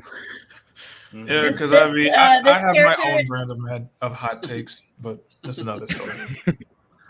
Well, I found him last, and I'm glad I found him. He's a great dude, and definitely want to stay connected. What do you think about drawing one of the Grom characters? One of Billy's Grom characters? I don't know. I don't know who they are. Did you see them? Are they the capybara thingies? Yeah. Yes. Put it like this: make up a fourth capybara character. Maybe I could include her in a future thing of Grom. Okay. Just have fun. Just whatever comes to you. That's it. Whatever. Sometimes the beauty of art is just going with what you feel at the moment. Just see what comes out. Yeah, I mean, going with what you Anthrop capybara or capybara? I mean, she could draw what's his name, Badger from our Doodly. Yeah. By the way, that's a funny story because like I remember reading Common America Volume 1 and seeing that she has a pet capybara. I'm like, oh, that's ironic. I don't know what capybaras look like. So I'm winging it. She's winging it. That's even better. There you go. Capybaras are awesome. They're the most chill animals in the animal kingdom. They're also rodents, right? They are rodents. They're the world's largest rodents, actually. You know what? I'm going to play the video that Julie made that he explains all about capybaras. No, that was so bad, dude. I did that in my office at work. Like, no, I'm going to play it. Too late. I'm playing it. You've been exposed, Gilly. You've been exposed. I am, dude. What's going on, guys? Gilly Deltrez here. Hoping you all are having a wonderful day. I want to thank you guys for checking out the Galactic Rodents of Mayhem Kickstarter. Galactic Rodents of Mayhem, or GROM, is our personal love letter to the 80s and 90s era of Saturday morning cartoons. This isn't just another anthropomorphic TMNT clone. Grom features a fun and fresh, one-of-a-kind story with amazing artwork by Sebastian. All right, so what makes it one of a kind? We got space capybaras, people. Nope. Sebastian and I wanted to create a throwback anthropomorphic nostalgia comic. One that brings that warm and fuzzy feeling of nostalgia while at the same time being something truly its own. To nail that sentiment perfectly, we had to find the right animal, and Sebastian suggested capybaras. I gotta admit, I had no idea what a capybara was. But the moment I found out more and more, I was hooked, and I had everything I needed to write an awesome Grom script. Why? Okay, so here's some facts if you didn't know. Capybaras are the largest rodent in the universe. They're even bigger than dogs. All right. They also swim, can hold their breaths for up to 5 minutes underwater, and are the most chill animals in the entire animal kingdom. They even get along with crocodiles. Are you kidding me? I'm not kidding. People, I swear, these photos aren't Photoshop. When we were coming up with the name of our book, Sebastian rattled out Rodents of Mayhem. And I thought about it, and then suddenly I uttered Galactic Rodents of Mayhem. It just sounded right, okay? Maybe that's because it has the same 8 syllables like Teenage Mutant Ninja Turtles and Mighty Morphin Power Rangers, and I swear I didn't plan that. Galactic Rodents of Mayhem. Booyah! All right, so will you enjoy Galactic Rodents of Mayhem? Well, if the idea of TMNT and Star Wars conceiving a capybara love child during a Saturday morning cartoon marathon sounds intriguing to you, then yeah, you're going to enjoy this book. So please consider backing this comic and embarking on an interstellar journey with Bash, Ripple, and Mona Lisa. It will be fun. We have sniper vipers, turtle ninjas, a gunslinging gecko named Gangon, and a very sinister dark raven. Dude, I'm giving myself goosebumps. We also have a Saturday morning cartoon-inspired theme song.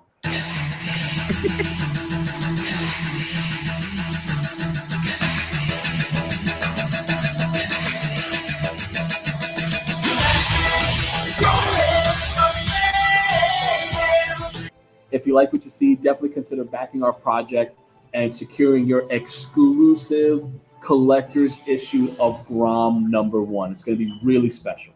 We're planning on including some fan artwork, a Q&A from Sebastian and myself. And if you back this project, it would make me happy. It would make Sebastian happy. It would make our colorist Tiago happy. It will make our letterer Davey happy. But most importantly, it will make you happy. We appreciate your support so much. Hope you all have a great day. Take care. Rah.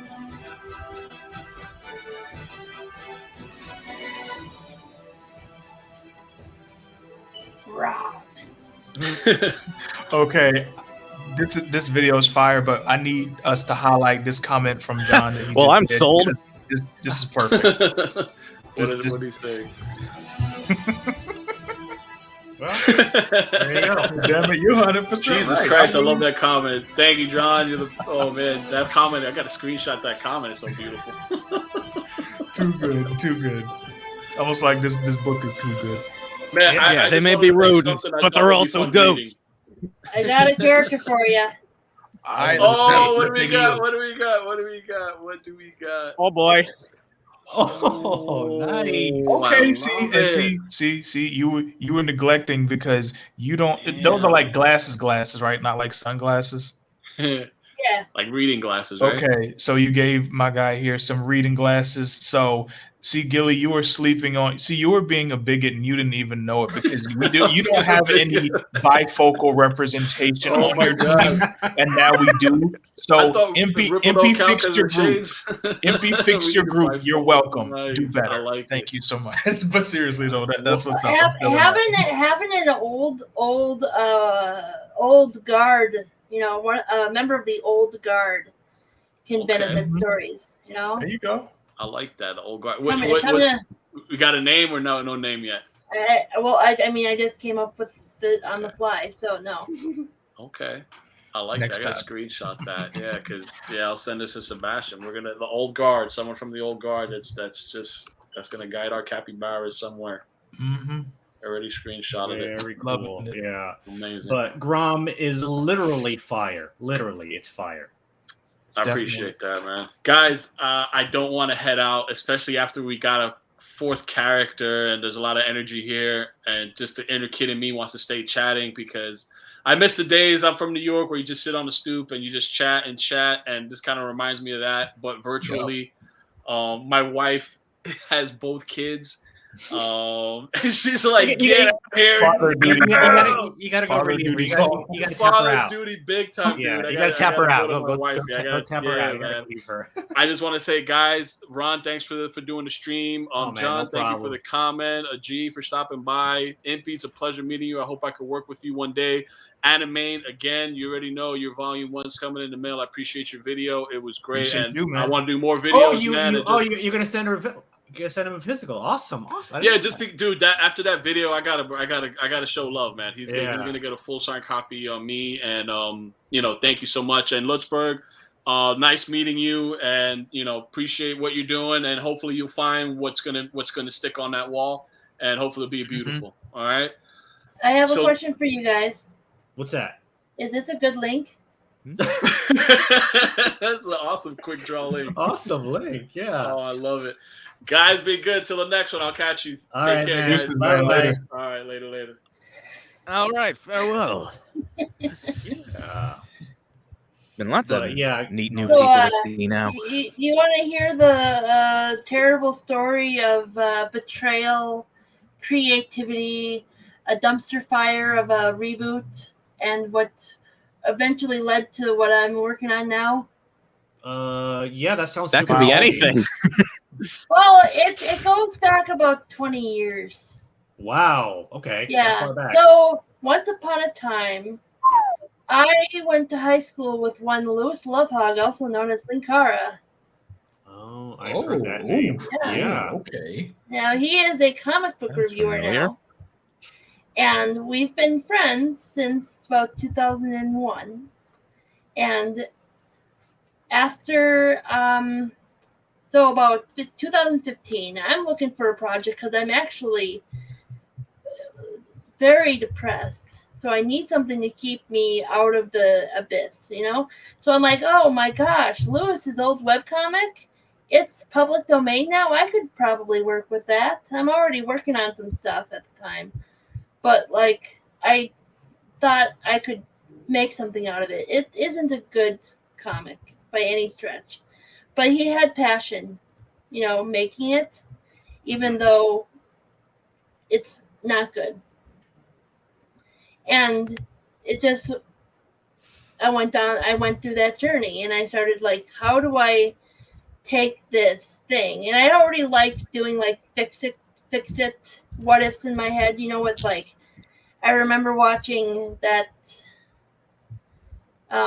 2001 Planet of the Apes, and I just wanted to fix it. That's stuff like that. Opinion. Just thinking about it. So I don't think that at heart most things are so terrible that you can't go back and take the elements that work and make it better. And there is substance. Pixels comes up in that conversation a lot. There is substance there. It's just that it's overloaded with some of Lewis's less than stellar opinions or his very 19-year-old edgy boy plot points. Mm-hmm. It's just I forgave him for that because it's just oh no. And the head got cut off. Okay, so does that mean I'm there he is. Or not. We're a Hydra. Oh yeah. Okay, well, anyway, so about a year ago, he decided he's gonna drop me like a sack of potatoes. There I am. I'm back. I just want to turn off the camera, and I was like, oh, how do I do this? Gotcha. No problem. Impy was in charge for all of about 12 seconds. Oh yeah, it was awesome. I overthrew you. It was my plan all along, Hero Geek. Feminist power. All your stream now belong to her. Yeah, no, it's girl power, man. Finally, I'm in charge. You became the strong female character for your channel reboot.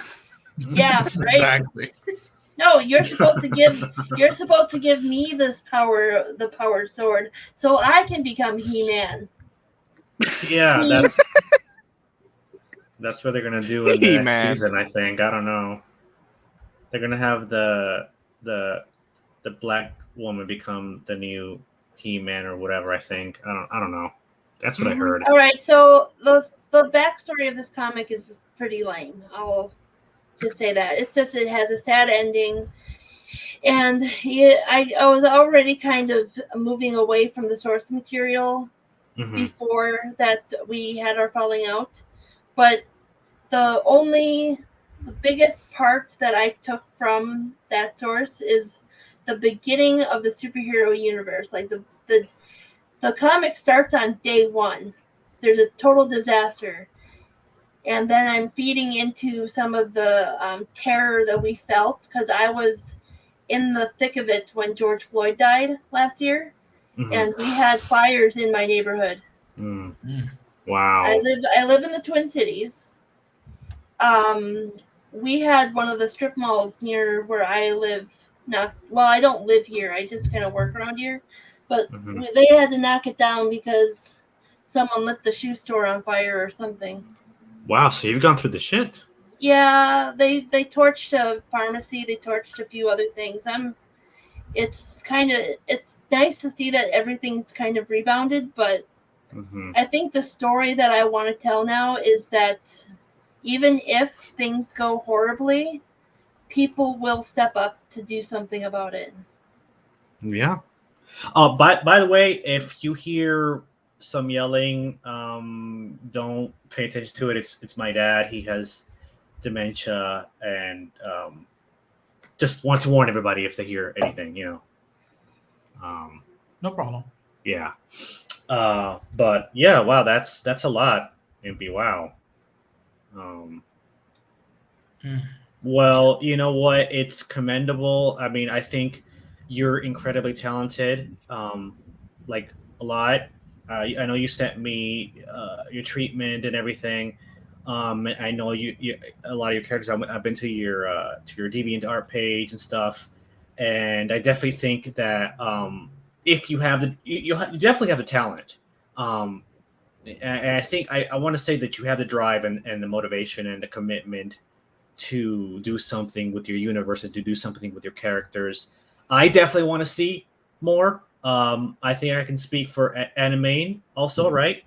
Oh yeah, definitely. I definitely think you have more than potential. You have the makings of some greatness there. Like, I don't know a whole lot about them, but I can tell just from looking at them that there was some definite what's the word I'm looking for? There's care there.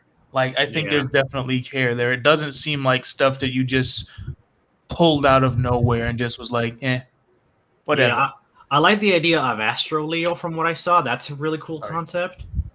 Yeah, that's also one of the things that I sort of I didn't take it from Lightbringer, but there is a so when I was first talking to Lewis about it back in the day, he had this crossover with his novel series, and that's sort of like super duper Power Ranger-ish sort of thing with the fantasy bent. And I was like, well, how do you break that down? How do you break that down to its basic essential aspects? And it's like, it's tokusatsu. So I made a tokusatsu character. And I have that. So you can get ideas from anywhere. Now does Astro Leo exist in, from the comic that you have me read, it's like Astro Leo crosses over to the universe of like Treble and what's her name, the speedster. That specific comic, which is on my DeviantArt, is an introduction comic for a website that does competitive comic book making. Mm-hmm. So it was basically made in the context of that, and I was basically kind of dipping my toes into this world, which is based on Jules Verne. So the backstory is that the KT impact has with it some minerals that create a biosphere underneath the Earth's crust. Mm-hmm. And at some point in history, it became inhabited by these creatures who were formed in the sun called Starborn, and they created a race of protectors of the Earth, and they live in the Jules Verne setting. And that's where Astroleo comes from. Okay. Astroleo, I don't think I'm familiar with that character, but I'm on your DeviantArt right now, and I'm assuming it's this spacey lion. I'm going to actually share her DeviantArt, so I'm going to do that, and I have it here. Where is it? Share screen. Time for some caring. So this is her page. Astroleo is here it is. Oh, I'm stupid. It's the one with the picture that says Astroleo on it. Don't mind me, y'all. I'm stupid. So I think it's really cool that, like, actually he has 4 forms, which is cool. He's got the domestic cat form. Click back. Okay. Reminds me of Sora. The one right after that.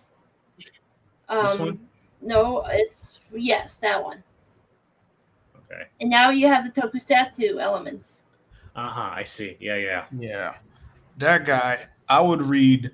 It could be a pharmacy brochure. I would read it if he was on it.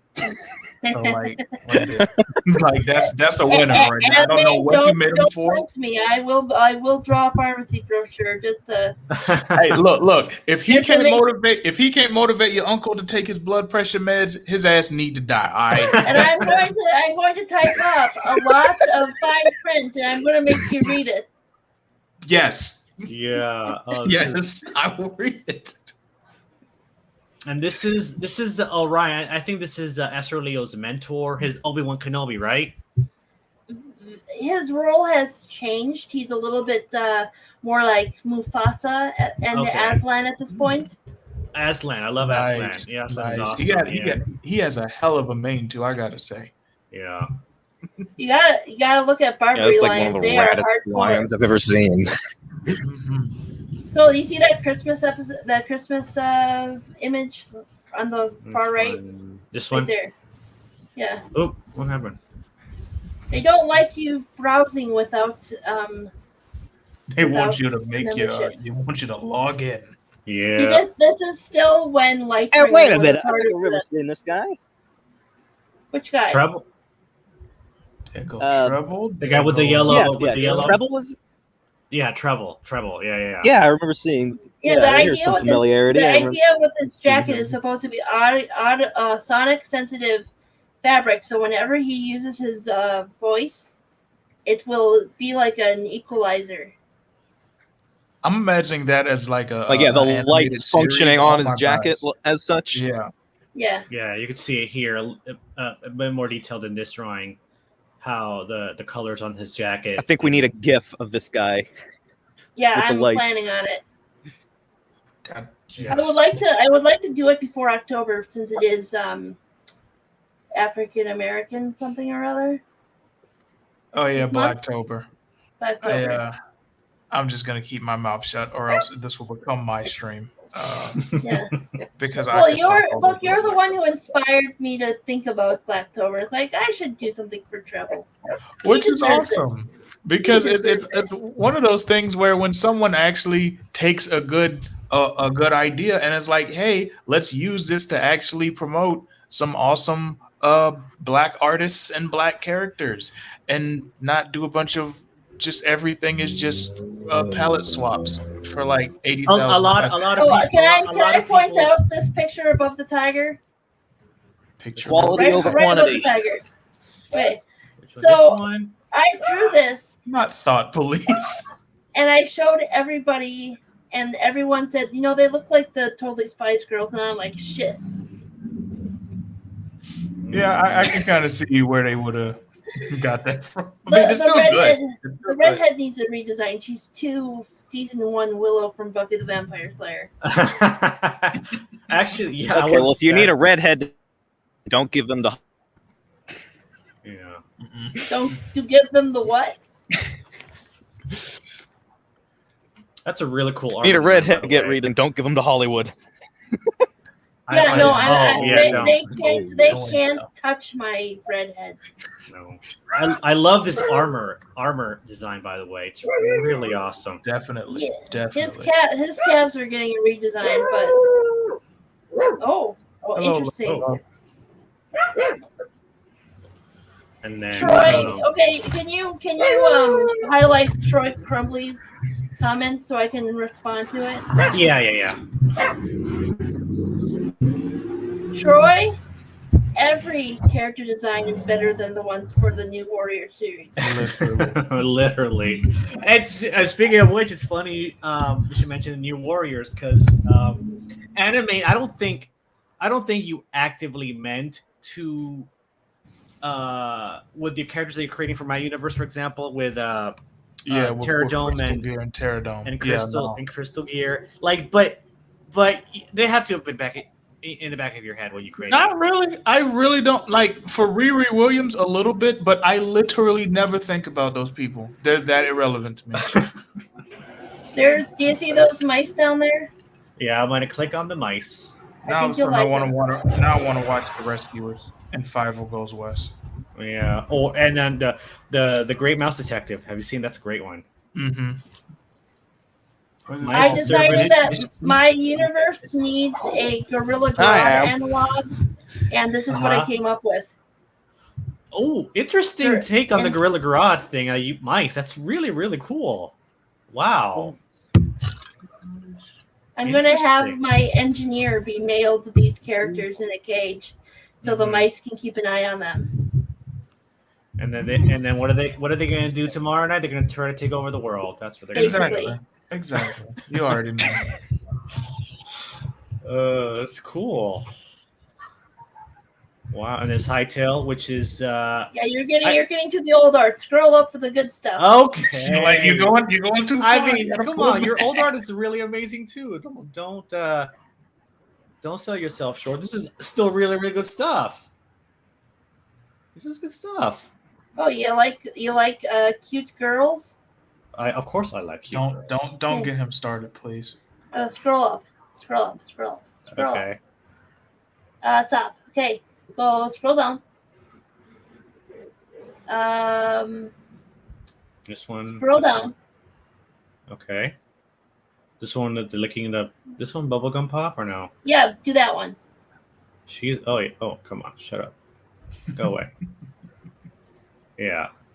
Nice. She is basically the Naga to Hightail's Lena inverse, and she is a chemist who makes candy-based weapons. Ooh, great! I'm guessing she's a villain, right? Yeah.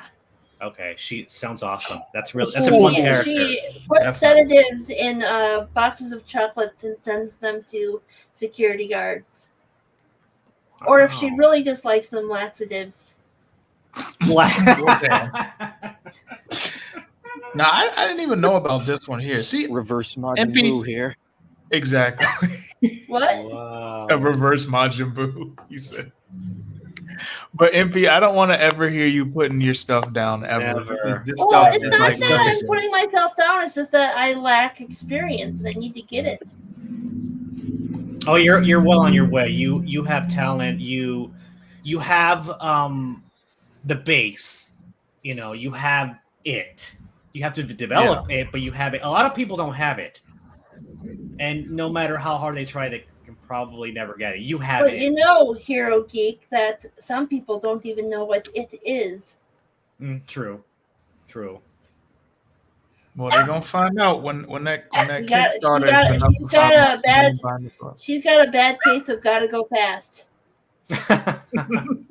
Look, man, when you got to zoom, you got to zoom. All right, we ain't got time to be asking questions. Yeah, she's got the zoomies real bad. Not the zoomies. This is good stuff. This is really. There's that lion one that you were just hovering over. Those are the race of lion people I got. They're like Thundercat ripoffs, but cool. And I they love have the two. name, though. And can they can alternate between the two forms, the more anthropomorphic and the more animal forms. Yep. Very nice. I like the grandpa the best. He's my favorite. Yeah. I'm noticing a trend that you have a thing for lions. Well, I was gonna say the old guys, but yeah, lions too. Lions, yeah. Yeah, the old rodent dude was just kind of incidental. It's evolved out of the art. Once the glasses happened, I knew he was older. Nice. So wait. Lions are your favorite animal? I want to say yeah, but Yeah. I like lots of animals, so it's nothing that I can just say. I do like big cats. They're aesthetically pleasing. Yeah, I'm a wolf guy myself. That's my favorite animal. Well, so they're so overrated. Yeah, well, I still love them. You dip your toe into the furry community even once, you'll notice. No, I don't want to. And I don't do that anymore. I just have done it. You have? Oh, I was searching for money, and I just walked away, even though they have deep pockets. The cringe is unbearable, isn't it? Yeah. Mm-hmm. Yep. But Shadow is the antithesis of Lightbringer, I would say. Mm-hmm. He's a little bastard. So he's the Shadow the Hedgehog to your Sonic the Hedgehog? No. He's the dark form of Astroleo. Okay. He's the Psycho Ranger. He's a corrupted Starborn given life. I like there was a character that I saw that I really liked. I'm trying to find them again. This rabbit. This jackalope. Oh my gosh, I love this jackalope. I do. That would be Hair Trigger, and he is a fictional character, comic book character in my world.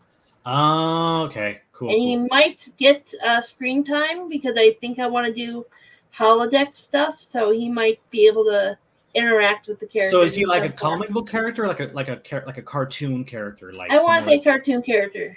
Okay. But they do have Looney Tunes comics, but he is he doesn't fit the world. Mm-hmm. So he's just going to be a fictional character.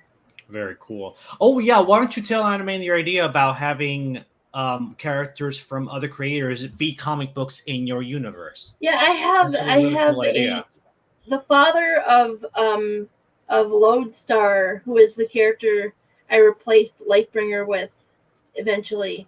Mm-hmm. His father has a bookstore, and I could always use creative things to put on the book covers in any given scene. So I was like, why not promote other people? Yeah, I'm open to having Paragon Prime be a comic book. That's a hell of an idea. What do you think of having I might Blade or have something? to throw some of my folks into your universe because yeah, like Nuff said, like shut up and take my characters. No, I'm all for character donations, but I'll insist on a equal custody. Yeah. Well, we'll talk on on Discord and set something up. I'll let you know what's. Well, I mean, I say that not because I guess I would be a custodian, but also just the fact that they're your characters. So, Yeah, no, I understand. It's no problem. They're your babies. I'm just the stepmother at that point. Yeah. Then you're not one of those crazy ones that's gonna be like, these my babies now. I'm not gonna make them bisexual, I promise. Well, unless they already are. Well, I know one of Animate's already is. But I think the most important Animate, actually I need to add a layer to that. I promise I won't draw your characters with yaoi hands. With yaoi hands? Yes. Or yaoi eyes. Okay. Or a yaoi butt. I promise. I appreciate it. Oh man, that's funny. I gotta get ready to go actually though, because it's Can I actually show you guys something, an artistic trick I learned this past week? Sure, yeah, okay. Totally. So if you want to draw a man's butt, you know how a man's butt is like a little bit more squarish than a woman's butt? Oh, you've been drawing butts now, okay. Yeah, I'm gonna draw butts. I actually have a character for my YouTube channel called See More Butts, and it's all about drawing about commentating on how you draw legs and stuff, and it's really difficult. So you basically use a right side up heart to get the shape of the butt right for men. Because it's more squarish. And then you use an undersized heart for drawing women's butts. Oh. Word. Wow. That makes too much sense. I never would have thought of this. Excuse me. I never would have thought of this before, but that makes way too much sense. Where did you learn that? I saw it on Twitter. Okay. Wow. See, look at that. Look how well that works. That works really well. That's a nice butt. And it's just like you just kind of draw a square butt for men or something. That's about what my stepdad's butt looks like, but I'm not gonna. I am definitely gonna remember this. That's hilarious. Yeah, That's really my stepdad happens to be made of like rectangles. So, like, you just observe people when you're an artist. This is like he's very rectangular. This is basically, I don't want to say that's my stepdad, but that's like just like the shape language I guess I would use if I were going to draw him. But I don't make a habit of drawing people from behind. That's just a. Don't read too much into that one, guys. Okay. I wasn't going to. This is what my YouTube channel, I think I want to make it about. I want to like review drawing books like Christopher Hart. Yeah, but I want to do a spin on it. I want to actually have to try and learn something from it. And that will be the YouTube channel. Yeah. Well, you have an automatic sub from me whenever you do start your YouTube channel. Yep, same. I have to get these done first. My animated expressions. Ooh, those are so awesome. Yeah. Wow. Yes, my NPS M persona is very sassy. Yeah. So is this just your avatar, or is this a character in something? I had an idea for a comic book on like Webtoon. Have you ever seen those cartoons on YouTube that are like Jehovah's Witness for kids? The Caleb and Sophia videos? No, never have. Okay, so they're basically these pro Jehovah's Witness cartoons for children, giving the Jehovah's Witness values, right? And they're the mom character is like super passive aggressive, and she's kind of, I don't want to say she's a bitch, but she kind of is. You just said she was. Yeah, but she is. I don't want to say. I don't want to say, but I said it. But that's what she is, and the dad is very domineering, and I mean he's like soft spoken, but he's also just like, you have to do what we tell you to do. But not in a very aggressive way, just like in the passive-aggressive sort of way. So I was like, what would happen if two children like this were given a holy quest and became metal heroes, like warriors of God, and the mother had to interact with a scantily clad angel from heaven with big boobs. Just a bombshell angel. Get some mixed messages here. Yeah. And then also my impious imp character could just be there and say, Satan and God are together on this one. This has to be dealt with. I'm just here to, oversee things. Interesting. And that's that was my idea for what I could do for the impious imp character, but it's just silliness. I just come up with too many ideas. That's a lot of ideas, yeah. But for right now it's just your avatar, right? Yep, it's just my avatar. I mean, yesterday I was like Hiromu Arakawa's cow. Yeah, like yesterday I thought of what if 3 Disney princesses were disenchanted because they didn't get their happy ending, and now they're on a Charlie's Angel type group, and they go around helping people get their own happy endings. Interesting idea. I like that one. See, I have a million of them every day. Yeah. And I have to just focus on. Yeah, you know what? We got it. We got to get the guy who did that thing called. What was it? I'm trying to remember the name of it. I think it's Paragon.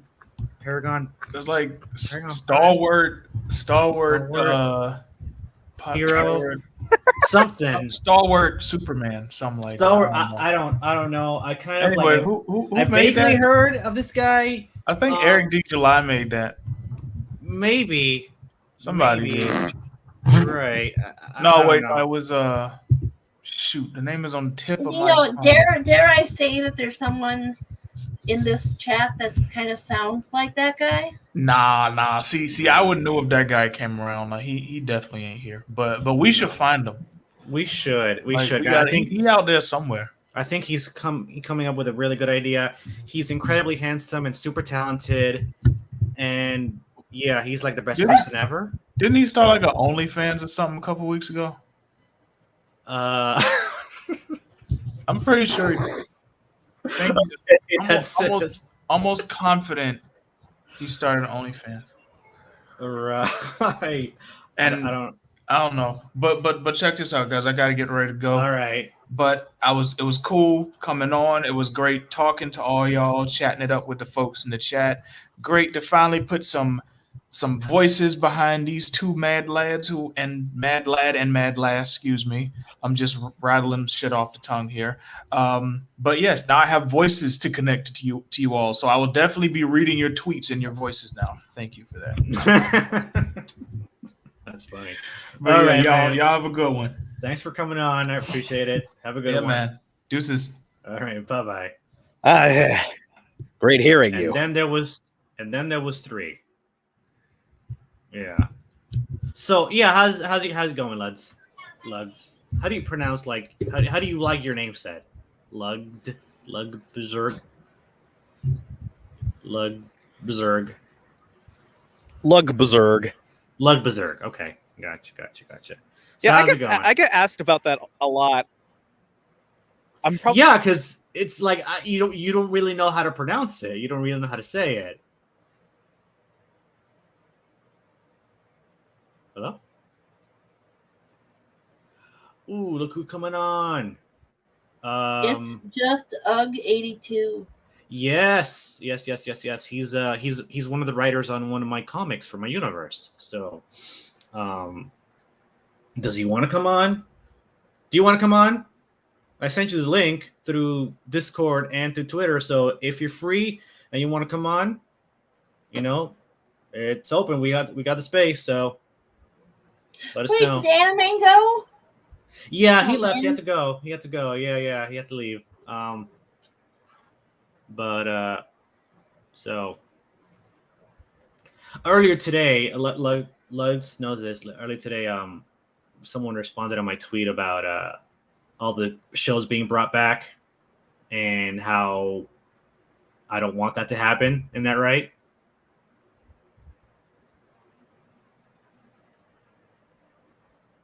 Oh, he left too. I would like to see a lot more originality in media in general. What's that? I would like to see more originality. Yeah, more originality. Like what have you seen that you feel can be more original as far as everything? I don't know. I haven't been watching anything. I've been watching old stuff. Yeah, I'm right now. I'm watching the '90s X-Men cartoon and really enjoying that. Although Disney Plus has it completely out of order, so it makes it really annoying. Yeah. But if it had a show on Blu-ray, I would totally just get the Blu-ray and just not even bother watching it streaming. But it's not available right now. This character right here, Hightail, she's got 90s hair. I love it. She's got 90s protagonist hair. I love it. It's awesome. She's really cool. Now, I'd love to see like a race between Hightail and my speedster run around. I want to know who would win in a race. No, let's discuss that. So, what's the limits of Runaround's power? Well, right now he's young, so he's still discovering how fast he can go.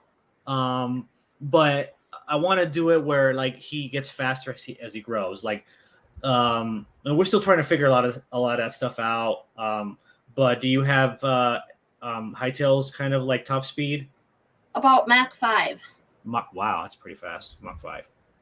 Gotcha. But it comes with a little it comes with a drawback in that if she goes too fast and she has too much energy and she can't discharge it, she can become energy herself, and she can possibly get lost in the electric grid.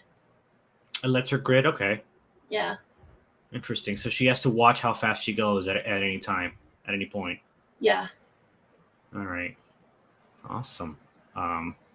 So is Astro Leo your main character? Is she your main character of your superhero universe?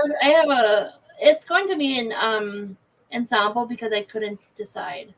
I would say that Lodestar is the most central character because the plot revolves around him, but I think if anyone's going to get favoritism, it's going to be Hightail and probably Astro Leo.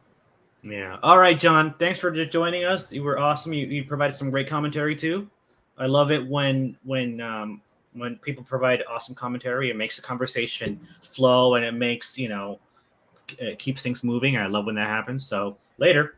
Yeah, I would actually rather do like things like this, to be honest. So I'm going to have to figure out how to create YouTube videos. I haven't done that before. Yeah, I'm very laid back. Oh, Lutzberg is back.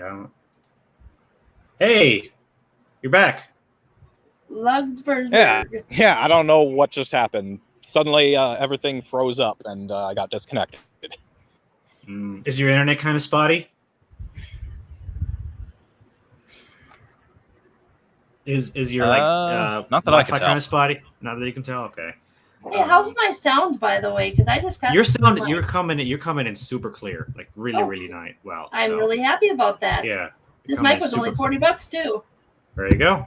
Yeah, I got mine for like $70, but it's like a Yeti, so it's really good. Yeah, I got a blue Yeti. Yeah.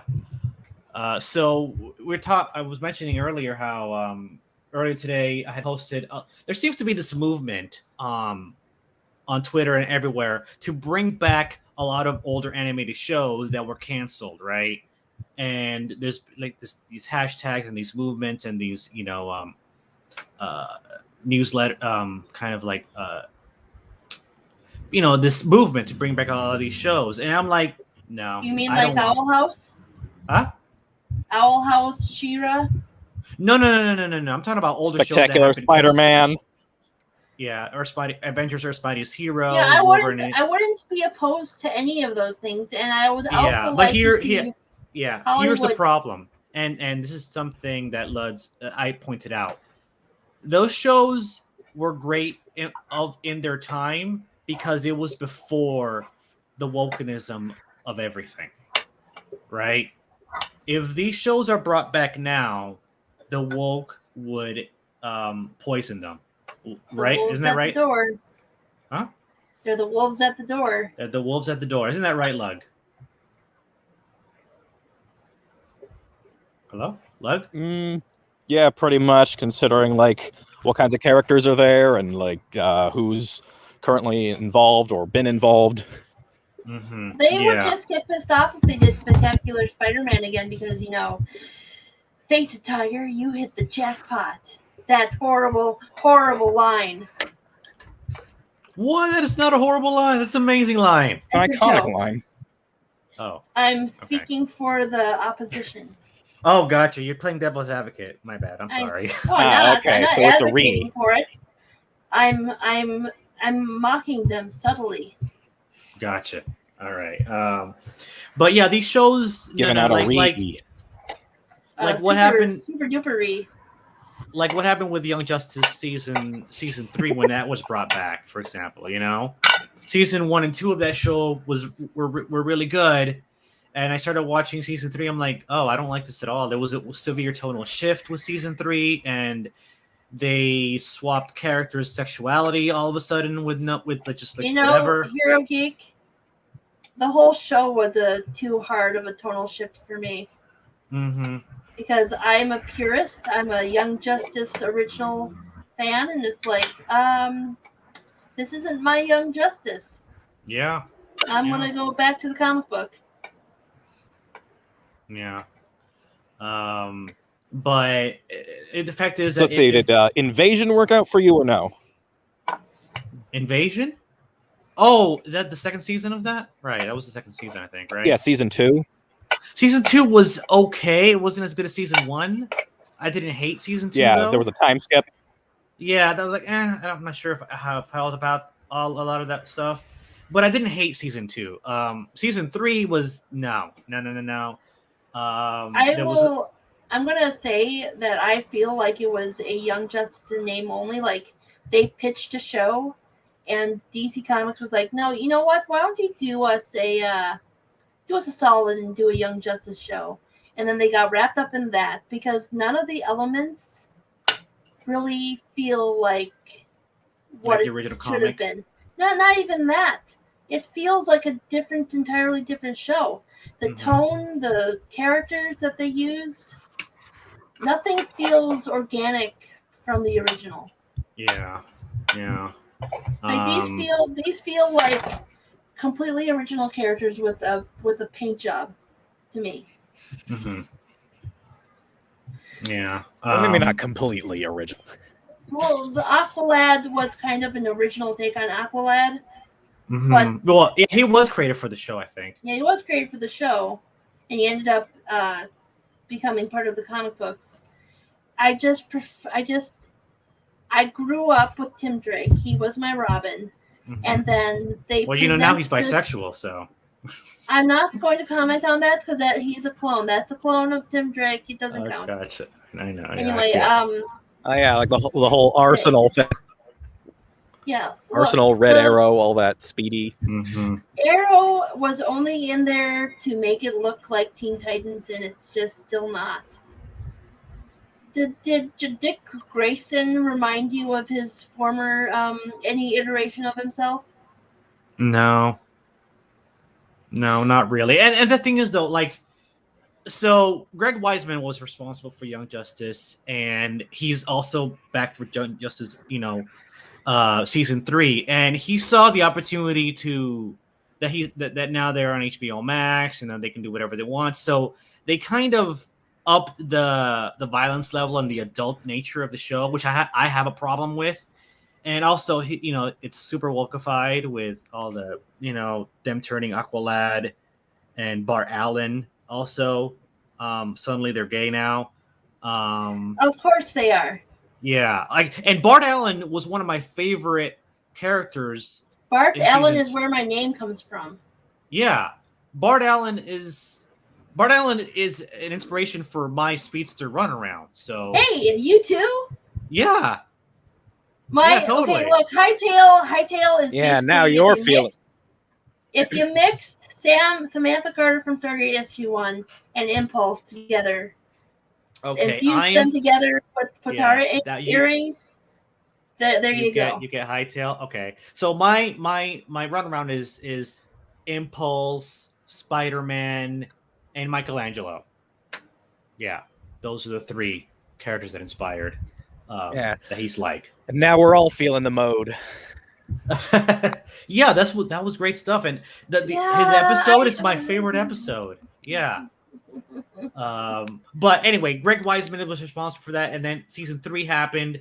So I point to season 3 of Young Justice as an example of why they should not bring these shows back, because they're going to ruin them with the woke sensibilities of today. I mean, there's no way it wasn't made for you. That's what they would say. Yeah. Well, I mean, it was made for me back then, so why isn't it made for me now? Because you grew up and you're not the target audience anymore. Yeah. No, it's your fault. Yeah, you're not diverse enough. I'm not diverse enough. There's no way they're gonna do another season of Wolverine and the X-Men and not make Iceman gay. There's no way they're gonna do another season of Avengers vs. Mighty Heroes and not have Carol Danvers suddenly be the new leader of the Avengers. They're not they can't not do that. So they're going to do that. I feel really sad. I'm getting some Legends of Tomorrow flashbacks. Lately, but this just makes me sad. Yeah. It's like losing a friend sad, not like depression or anything like that. As much as I would like to see more episodes of these shows, which I own all 3 on Blu-ray, by the way, as much as I would love to see more episodes of these shows, I would rather them not stay there where they are now and not be brought back than be brought back and ruined by being wokeified.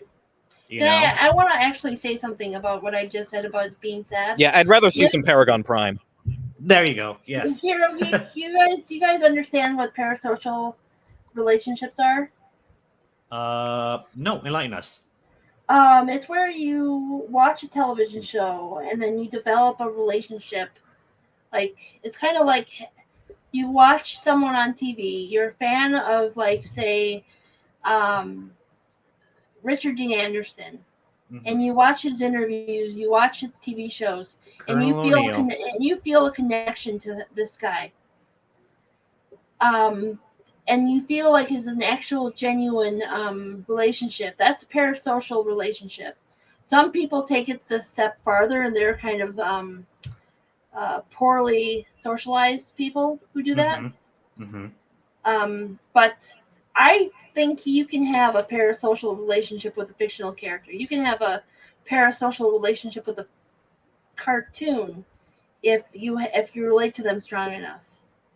Yeah, I'm not saying that they are real people. I'm saying that you have a relationship to them, and when they are changed to the point where you don't recognize them, you have to understand that there's psychology to this. Like, we are losing people that are important to us in certain ways, and that's probably they're being brainwashed by this wokeness, and then you lose them. That's why people have such a visceral reaction to people being changed so arbitrarily.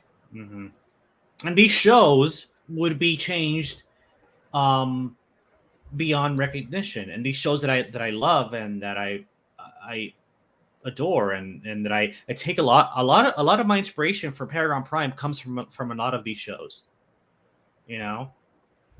I hear you, lost man. him again. Yeah, I mean, Superman the animated series. Oh, okay. No, me and you are like 2 peas in the pod as far as that's concerned. Yeah. Hello, Charles. How's it going? Hey, what's going on? Decided to join us after all? Yeah, I got some time. Cool. I'm hippity and hoppity. So what do you think about what we're discussing? I missed the last bit about TV. I don't watch TV anymore. We're talking about old shows. We're talking about old shows. Oh, old shows on now. Yeah, I'm talking about like old animated superhero stuff like Spectacular Spider-Man, Wolverine and the X-Men, or Avengers vs. Mighty Heroes, and how there's this movement going on right now about people trying to, people wanting for these shows to be brought back. And I'm saying no. I don't know if you saw my tweet about that. Did you? I saw it. I did catch a little bit of that convo. I agree. I'm with you. Well, they can do whatever they want. I'm not gonna watch. I wouldn't be interested enough to watch it because it's not gonna be good. No, it's not. It's not gonna be good. They're going to be forced to make it about an agenda. They're going to be forced to make it woke. They're not gonna. That's what it's going to end up being all about. Yeah, they forgot how to entertain. Yeah, and even great people like Bruce Timm and Greg Weisman, they would fall into this too. Greg Weisman has already fallen into this with Young Justice season 3. What did Bruce Timm do that was so egregious? Well, okay, Bruce Timm is great, and I really respect that he brought the DC animated universe to me, and I love all of that stuff. But Bruce Timm has this creepy fetish for pairing Batman with Batgirl, Yeah, that's old news though, and it's like you can kind of ignore it. Yeah, I mean, I remember in Batman Beyond when you watch Batman Beyond, it's heavily implied that Bruce Wayne and Barbara Gordon like had an affair, and that's why he had a final falling out with Dick Grayson. And the thought of that is just like, ooh, really? Okay. And I can assure you, I know for a fact that it was his idea to have Batman and Batgirl have that sex scene in the Killing Joke animated movie. It was all Bruce Timm. No doubt about it. Yeah, that was not exactly the highlight of DC animation for me. Yeah. So that creeps me out as far as he goes. But yeah, that's why it's really like off-putting to me because like it's one of those like the art, not the art. Well, yeah, something of those. Yeah, Is Bruce Timm still making new content? I think he's been involved in some of the recent animated movies. I think, but I haven't heard him doing really anything. So I don't think he's involved in anything right now. They did a Harley Quinn movie. And they did a Legion of Superheroes movie, which I quite liked, actually. The Legion of Superheroes movie wasn't bad. I hated the Harley Quinn one. That was terrible. But yeah, it was. Well, whatever. Justice League versus the Fatal Five, I guess. Yeah, that one. Mm-hmm. That's the only reason. That's the only animated movie I've bought since before Flashpoint Paradox is that one. That's the only one about because it is connected to the DC animated universe. And you could say that the Harley Quinn movie was too, but that was so terrible. I didn't even want to buy that one. So, but yeah, Bruce. I mean, I think I see Barbara Gordon and Bruce Timm's relationship kind of a surrogate father-daughter or an older brother, younger sister kind of feel. So the idea of them hooking up and being romantic with each other creeps me out to no end. Well, let's talk about that here, Oki. Have you noticed that in general in the last 10 years, everything's been oversexed? Mm-hmm. Like you see the comics right now with John Kent, the Tim Drake. It's like, why are we focusing on their sexualities? Why does there have to? I get that romance is a good draw for females, but it's not really a story in of itself. They're not selling the content to the fans anymore. They're not making entertainment. They're making propaganda. Let's be real too. That the Japanese do a lot better with story involving characters living their lives than Americans do. Like, I mean, as much as I don't like anime or manga, I mean, they do slice of life stuff better than anybody else. And I oh geez, hold on. All right. I don't know.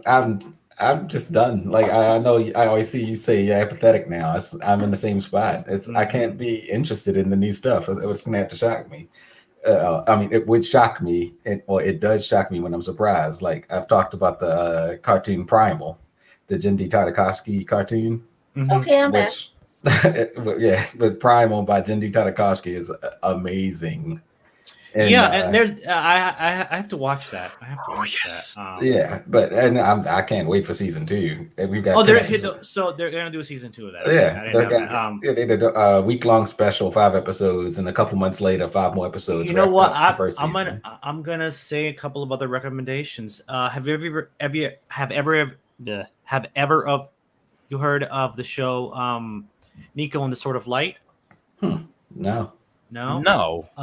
You can watch that on Amazon Video if you have Amazon Prime.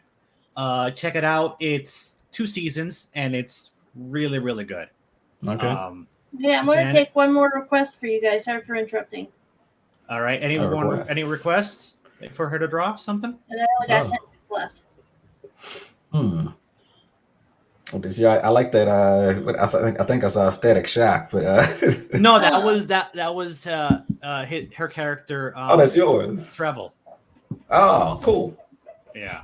Yeah, he looks cool. Yeah. I like Do the you style. want her to draw Static Shock? Because she could, I guess. I don't know. Yeah, Static Shock or Terry McGinnis Batman. Either one. Ooh, yeah, Terry McGinnis Batman. We were mentioning Batman Beyond, so gotta love those red-owned heroes. Yeah, what do you think, Abby? You want to draw Batman Beyond? Sure, I'm just gonna do the face again though. Cool. Sweet. So yeah, I'm pretty much done with everything myself. And although like I am a lot of times tempted to, like, you know, when I read something on Bounding into Comics or Bleeding Fool, like, oh, I should tweet about it. No, I'm not going to, because that's what they want. Right. That's what they want. That's they're antagonizing the fan base now because it's free advertisement. As long as you're talking about it, they're happy. Downvotes on YouTube are engagement. They want engagement. Yeah. Toroi says, I have no problem with woke characters, but they should be as new and organic as the movement. It's what? No, the movement itself is not organic. What is The movement itself can be defined with just quoting Star Trek. We are the Borg. We will incorporate your individual likeness into our own. Any technological features that you have, we will take for ourselves. Resistance is futile. Yeah, basically. Yeah, there's nothing organic or subtle about the movement. I'm sorry, Troy, but no, there's nothing organic about the woke movement. They're aggressive and they're you know, authoritarian. There's nothing organic about that. You know, I do want original characters though. That's like when I hear about shows getting rebooted, I'm just like, I've already seen it.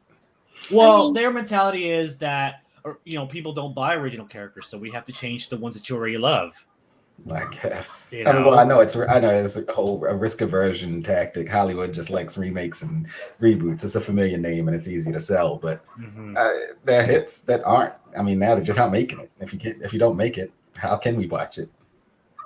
Yeah. Well, yeah, retconning. Not everyone gets to be as lucky as Squid Game. Yeah, Squid Game. That's a really popular show on Netflix. I you know, my girlfriend's cousin is like a big fan of it. She told me about it because she was forced to watch episodes. And it's not American. It's Korean, right? Yeah. But honestly, I saw a trailer for it. I'm like, yeah, that doesn't sound like something I would like. So I like, whatever. I'm not gonna watch it because it doesn't appeal to me at all. But I know it appeals to a lot of people. I liked it 20 years ago when it was called Battle Royale. Is it a ripoff of Battle Royale? I don't know if it's a ripoff. It's the same basic concept. So it's basically like Hunger Games too. Well, Hunger Games, but yeah.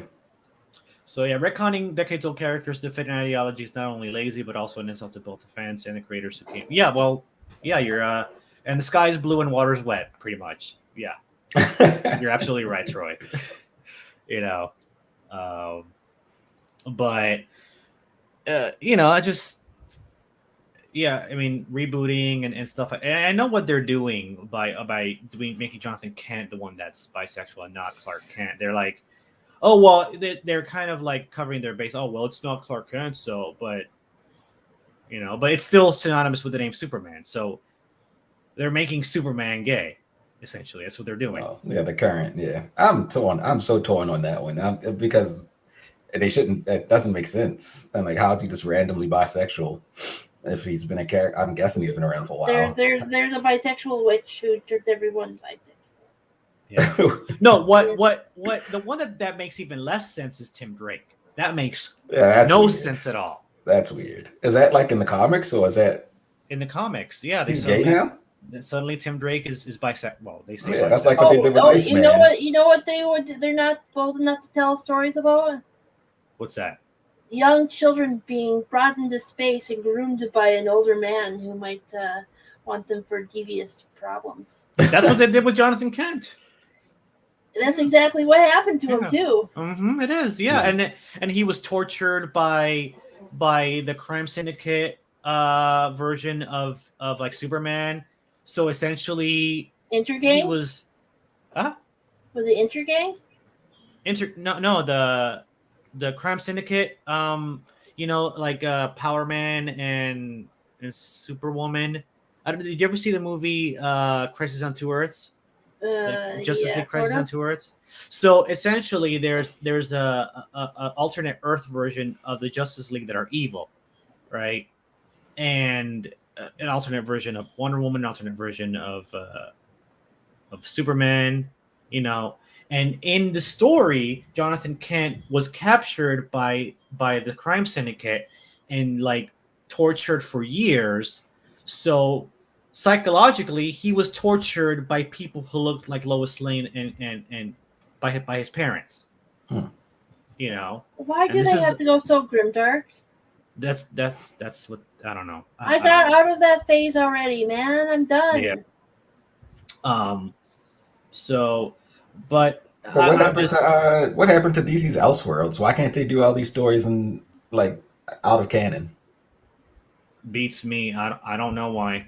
I don't know, but Tim Drake being bisexual makes no sense because he's had romances with exclusively women.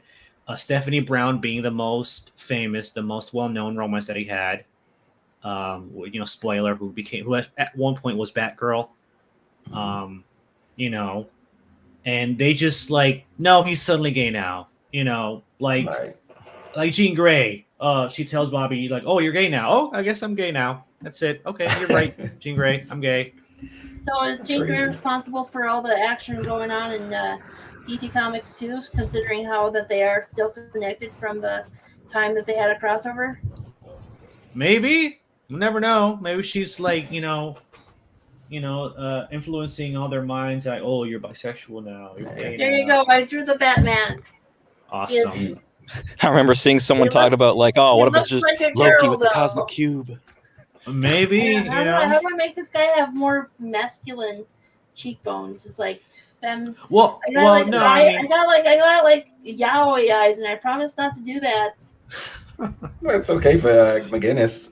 That's what I always thought. I think I saw maybe I'm not sure if Hero Geek Ron said that or not, but Robert Pattinson should be playing Terry McGinnis. He should not. Somebody said that, but it wasn't me. Yeah. Yeah, I was like totally. He was a softer dude. Mm-hmm.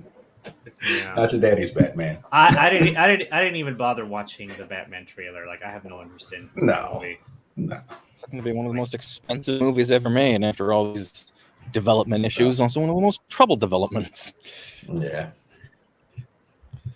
This is a good point, Troy. Yes, I know about North Star, and that's right. it. That's why don't they have a North Star comic book series? Why don't they give him his own comic book? And the characters, Midnighter? Isn't Midnighter gay? Midnighter and Apollo, they're gay together. Yeah, so they exist. They exist. So why don't you make comics about them? Why don't you feature them in their own solo series? Right. I'd read a Midnighter series. I remember reading an X-Men comic called Amazing X-Men. It had Nightcrawler featured. Nightcrawler's my favorite X-Men character, and the North Star was in this comic, and he was great. He was the way that writer wrote him being gay was an afterthought. I don't think he mentioned it once in the entire comic. Maybe once or twice, something about his husband or whatever. But it wasn't about that. It was really well written, and why can't they write these characters like this? Why does their identity have to be other? Yeah. Yeah. I always say, I don't know, a content warning. I don't know who's watching. It was like, I don't care who you're fucking if you're not fucking me. Okay, do you? Yeah. They don't know how to be subtle anymore. They don't know how to be organic anymore. They don't know how to do that anymore. Mm-hmm. I got yelled at so many times when I said they should make new characters instead of doing this to these characters, and they're like, right. No, we want to. They don't get enough screen time. It's like, well, make better. Well, that's their fault. They don't know how to write well. They're too lazy to put in the work to make these characters compelling. I guess Elseworlds don't bring in enough normies, or however you'll put it. Right. Even if they don't do Elseworlds, like creating original characters is too much work for them. They can't do it. Yeah, well, because they would actually have to do the work. These characters already exist. They don't have to do anything. Yeah. So if nothing else, at least those new warriors are so original that no one else ever wanted to make anything like that. Yeah. Well, see that.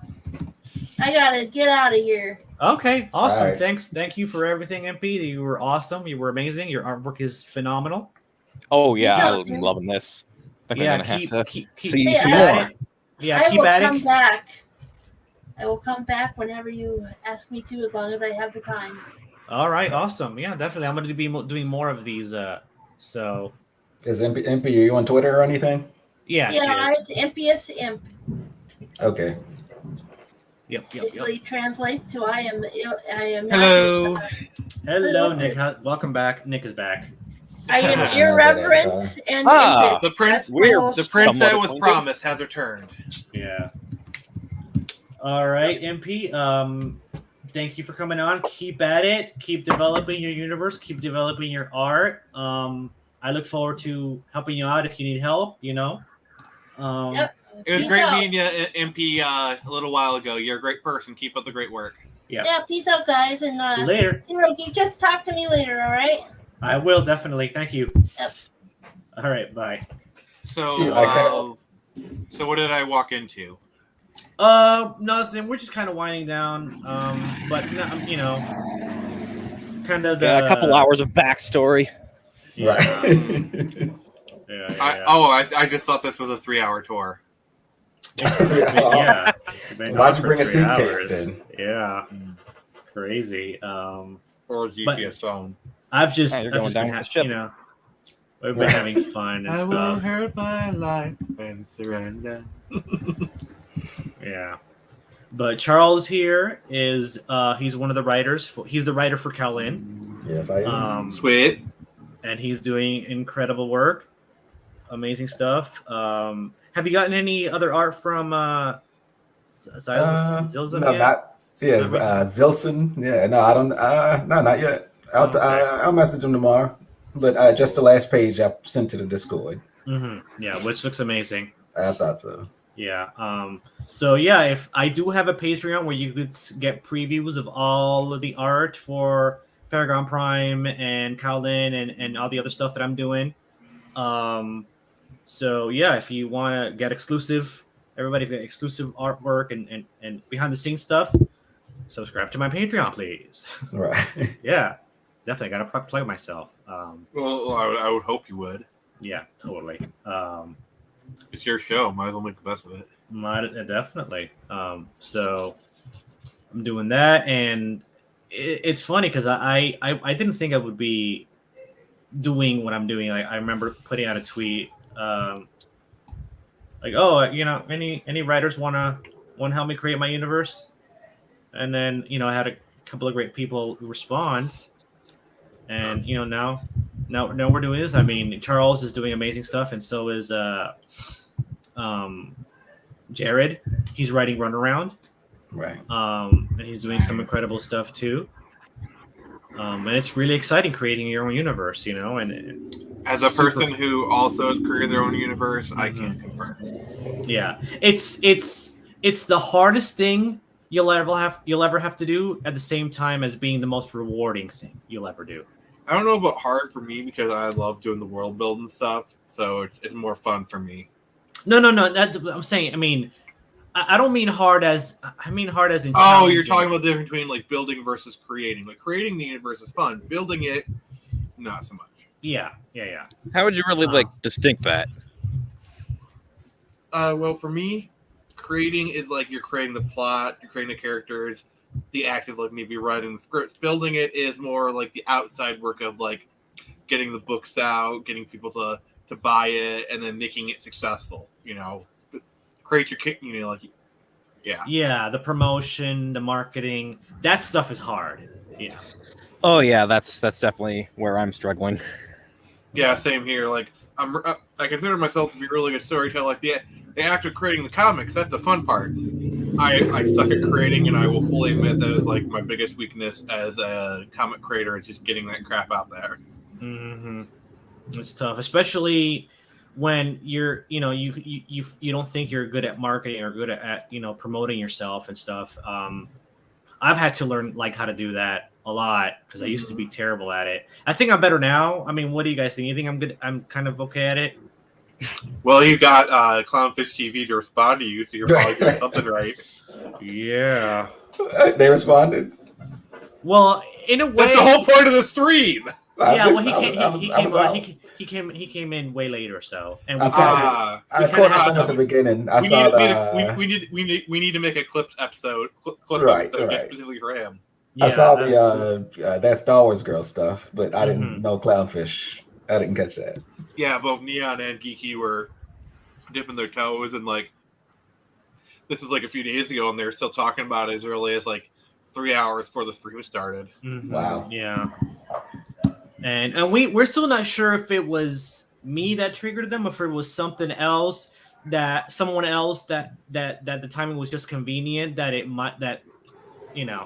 Right. Yeah, like Neon did respond to one of your tweets, I think through that Star Wars bill. That's confirmed. But the way they're going on, I don't know, it seems a little bit like a bit of extreme response for what he said, which really wasn't that bad. No. People seem to be kind of misconstruing Hero Geek a bit. Trying to call him out on things that he didn't even, and just inferring things that he didn't even write. Yeah, but that's Twitter. That's what Twitter. That's what people on Twitter do. Yeah, that's just a way of invalidating someone else's argument, is to take one thing and then just blow it up. And then you have your red herrings and strawmen. Yeah, your strawmen, your redheaded sparkles. I was saying red herrings. Yeah, but I was expanding play on word. Yeah, and then your simps who like, how dare you? How very dare you? How dare you, simp? Yeah, simping ain't easy. No. But the thing is, though, like that Star Wars girl kind of like I apologized and she kind of let it go, and that's it. She hasn't really said anything else about it. I don't think. I think he's not really the one kind of perpetuating the issue. No. In other words, it like things between me and that Star Wars girl could still be saved. I don't think that Clownfish TV is ever gonna I'm never gonna be on their show. They're never gonna feature my comic book. That's nothing of value is lost. Yeah, which is weird because I guess wasn't this more about like heel versus babyface? It was actually. I mean, that was the original one. Because he seems to he's like Batwoman is on its third season, and he's still watching the show, making videos about how much it sucks. Yeah, I never really got in the whole hate watching thing, but maybe that's just because I don't post a whole lot of current relevant reviews at a rapid pace. I just kind of kicked off reviewing stuff from my childhood, so I'm not really that invested to like stick with everything that's the latest and stuff. So yeah, that just hasn't been my territory. To be fair, heels versus babyface, he's been doing this shit for a long time. Like, he used to be a WoW YouTuber, and he'd be constantly hating on World of Warcraft while still playing it, and eventually he kind of transitioned to what he is now. I mean, good for him, kind of branching out, but, this kind of like, I hate it, but I'm still playing it, is nothing new. Okay, I didn't know I didn't know what he was originally doing, so. He was a WoW YouTuber. Gotcha. What do you think, Charles? As far as what? I mean, everything. I mean, I agree with you guys. I don't think it was that big of a deal. Yeah. I didn't think it was that big of a deal either.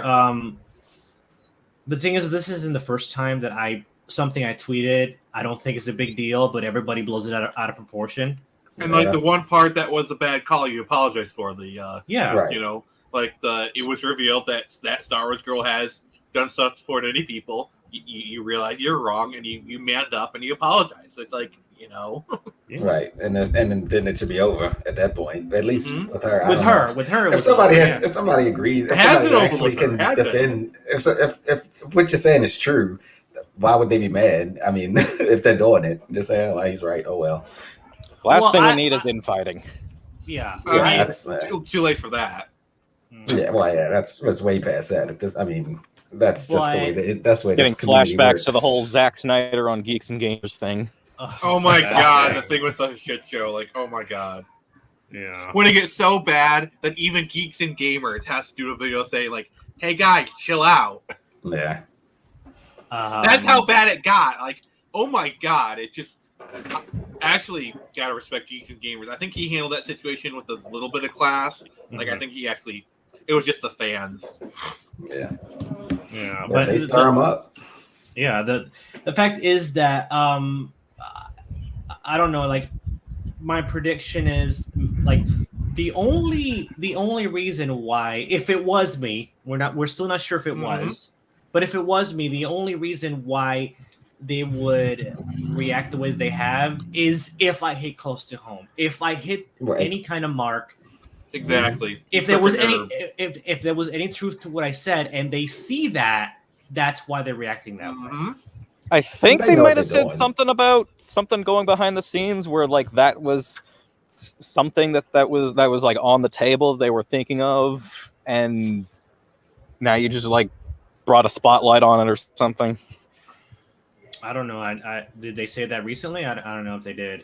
Because they say they get like hundreds of requests to do their work, which that does track. I mean, they're a big channel.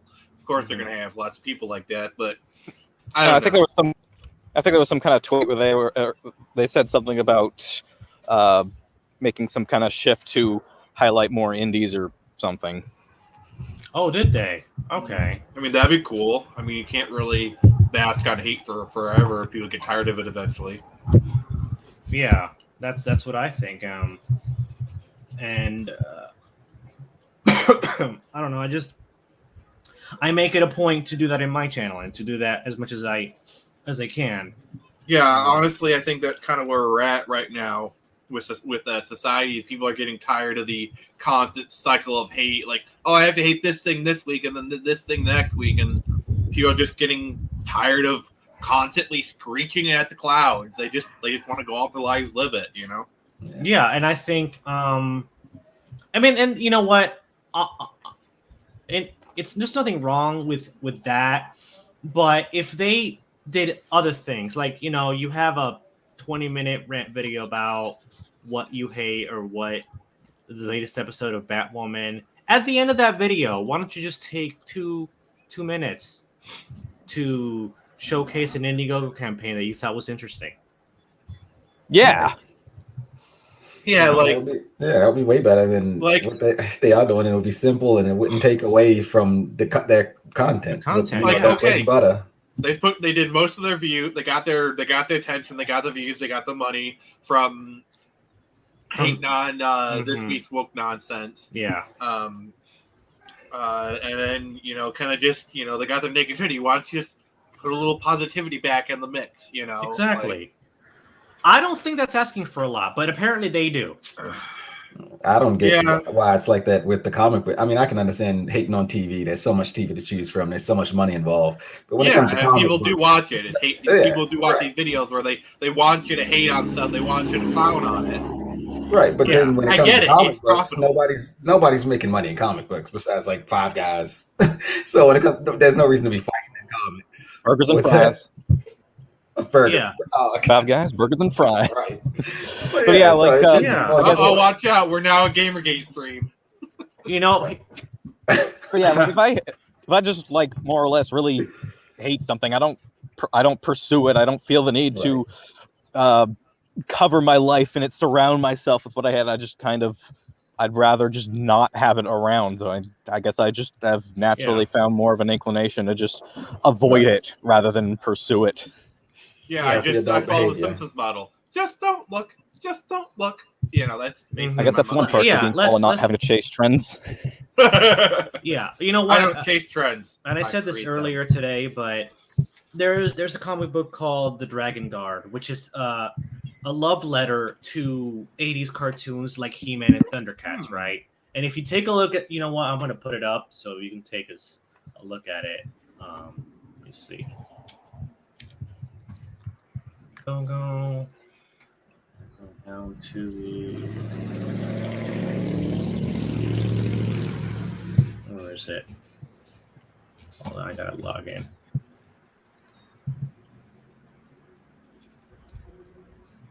Okay.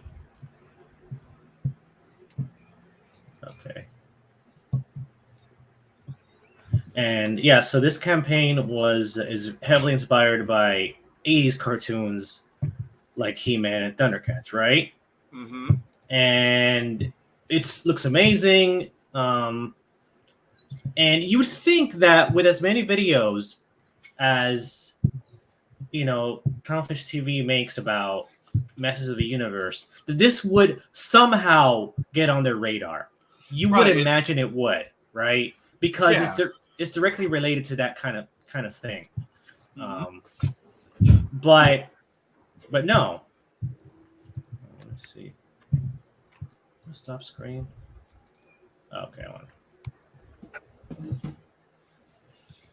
All right, share screen, and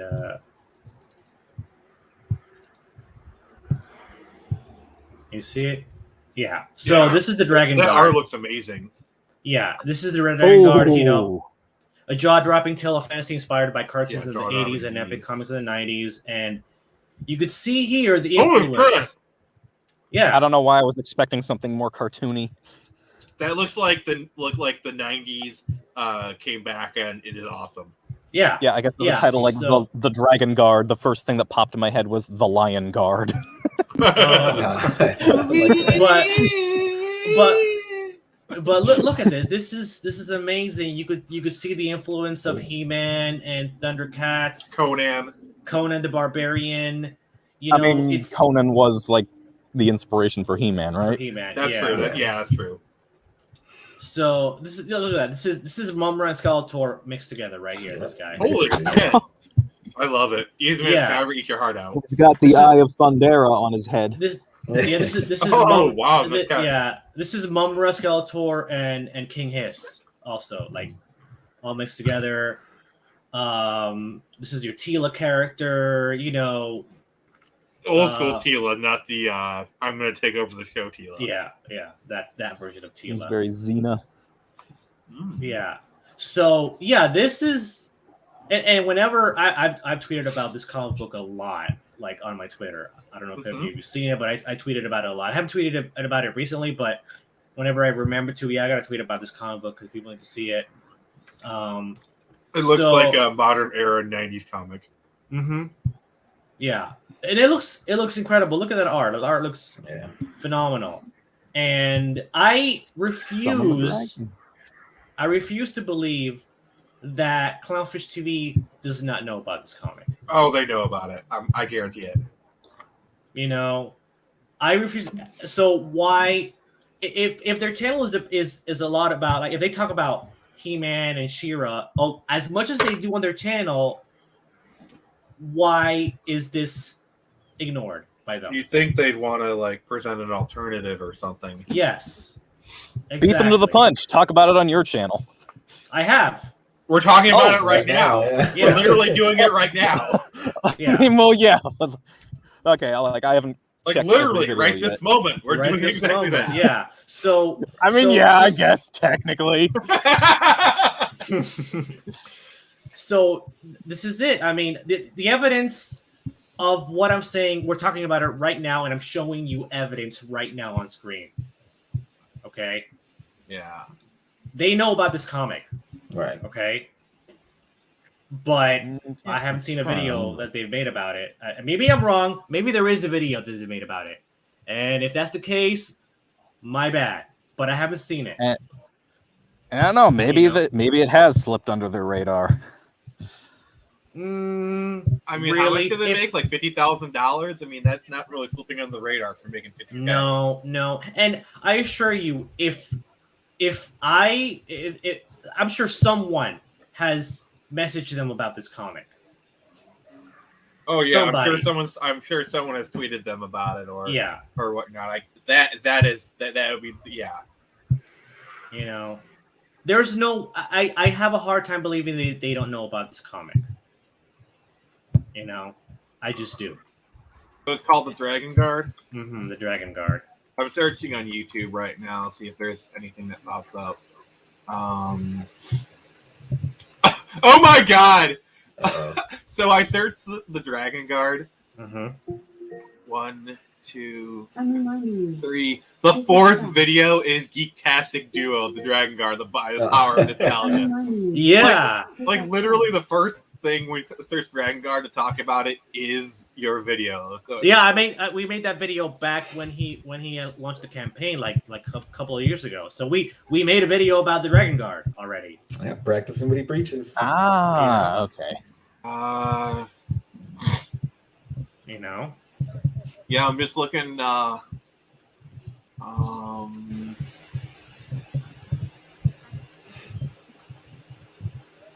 Yeah, there's. Let me see. I'm gonna search too. Why not?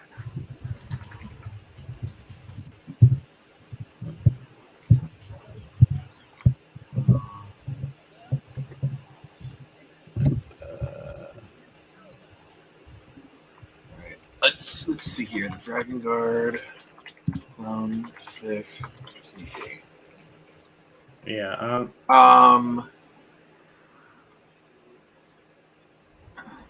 Yeah, we made that video about a year ago. Yeah. Yeah, I just searched the Dragon Guard Clownfish TV and nothing's really popping up. So yeah. There you go. I mean, can I drop the mic now or should I wait? I don't know. I mean, if you want to. Those things are expensive. Really exactly. Yeah.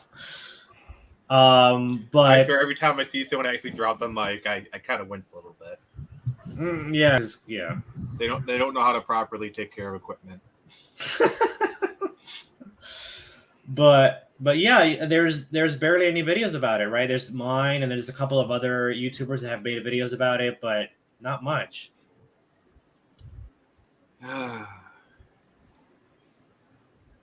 So they're not trying to grow the community. That's I mean, it doesn't seem like anybody is. Yeah. I mean, this channel excluded, I suppose. Mm-hmm. Yeah. So there you go. I mean, that's I think that's the clincher. I just said I believe I just said it. The Dragon Guard, which is something that is inspired by He-Man, Thundercats, and Conan. Well, I guess Hero Geek is the hero we need, but do not deserve. Yeah, and the guy making the comic, he's a great guy. He's an amazing guy. We're friends on Twitter. He's an amazing artist.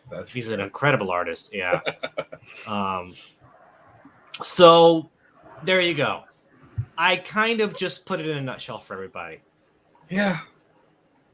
You know. But I definitely backed this comic, so I'm looking forward to getting it.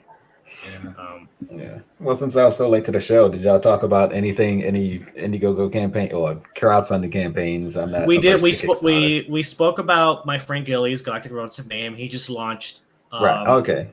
On Kickstarter. So he had done the graphic novel, which I backed and I got, and it's amazing. But he's relaunching it again as single issues on Kickstarter. So we talked a lot about that. We played the video of that. So cool. Yeah. Hey, Ron, I got a question for you. Mm-hmm. So is this show going to be a regular thing? Because I think you got something here. Like you're averaging 5 to 10 viewers. I think if you did like a weekly live stream kind of show, with like a rotating cast of like co-hosts and whatnot, I think this could be something good, not just for you, but for the community. I mean, you've got a voice. There's obviously people who want to hear what you have to say. I think you should kind of make this a thing. That's my. Well, I was seriously considering that because I would love to make more edited videos, but the fact is that I I'm trying to. I can't afford to pay my editor as much anymore because it's expensive. Understandable. Doing live streams is cheap, and I still get content out there. So yeah. Well, I'm always down to help you co-host and whatnot. Yeah. You're actually you're a solid co-host, and you're a good wrangler. I like that. Yeah, I'd like to try more of this. I do like to crack my flaming whip. Sorry, go ahead. Yeah, I'd love to try more of this. Yeah, it would be really cool. Start a live stream of my own. I haven't actually done that yet. Yeah, I've done it a few times. It's hosting it all works. I like using StreamYard. It's super easy and it's web based. No software to install. Exactly. So, and you already said you have a solid mic. You know, I have a camera that's pretty good. I mean, I was on camera earlier, and I just set it up to I've been using this ever since the Serious Sam videos. Okay.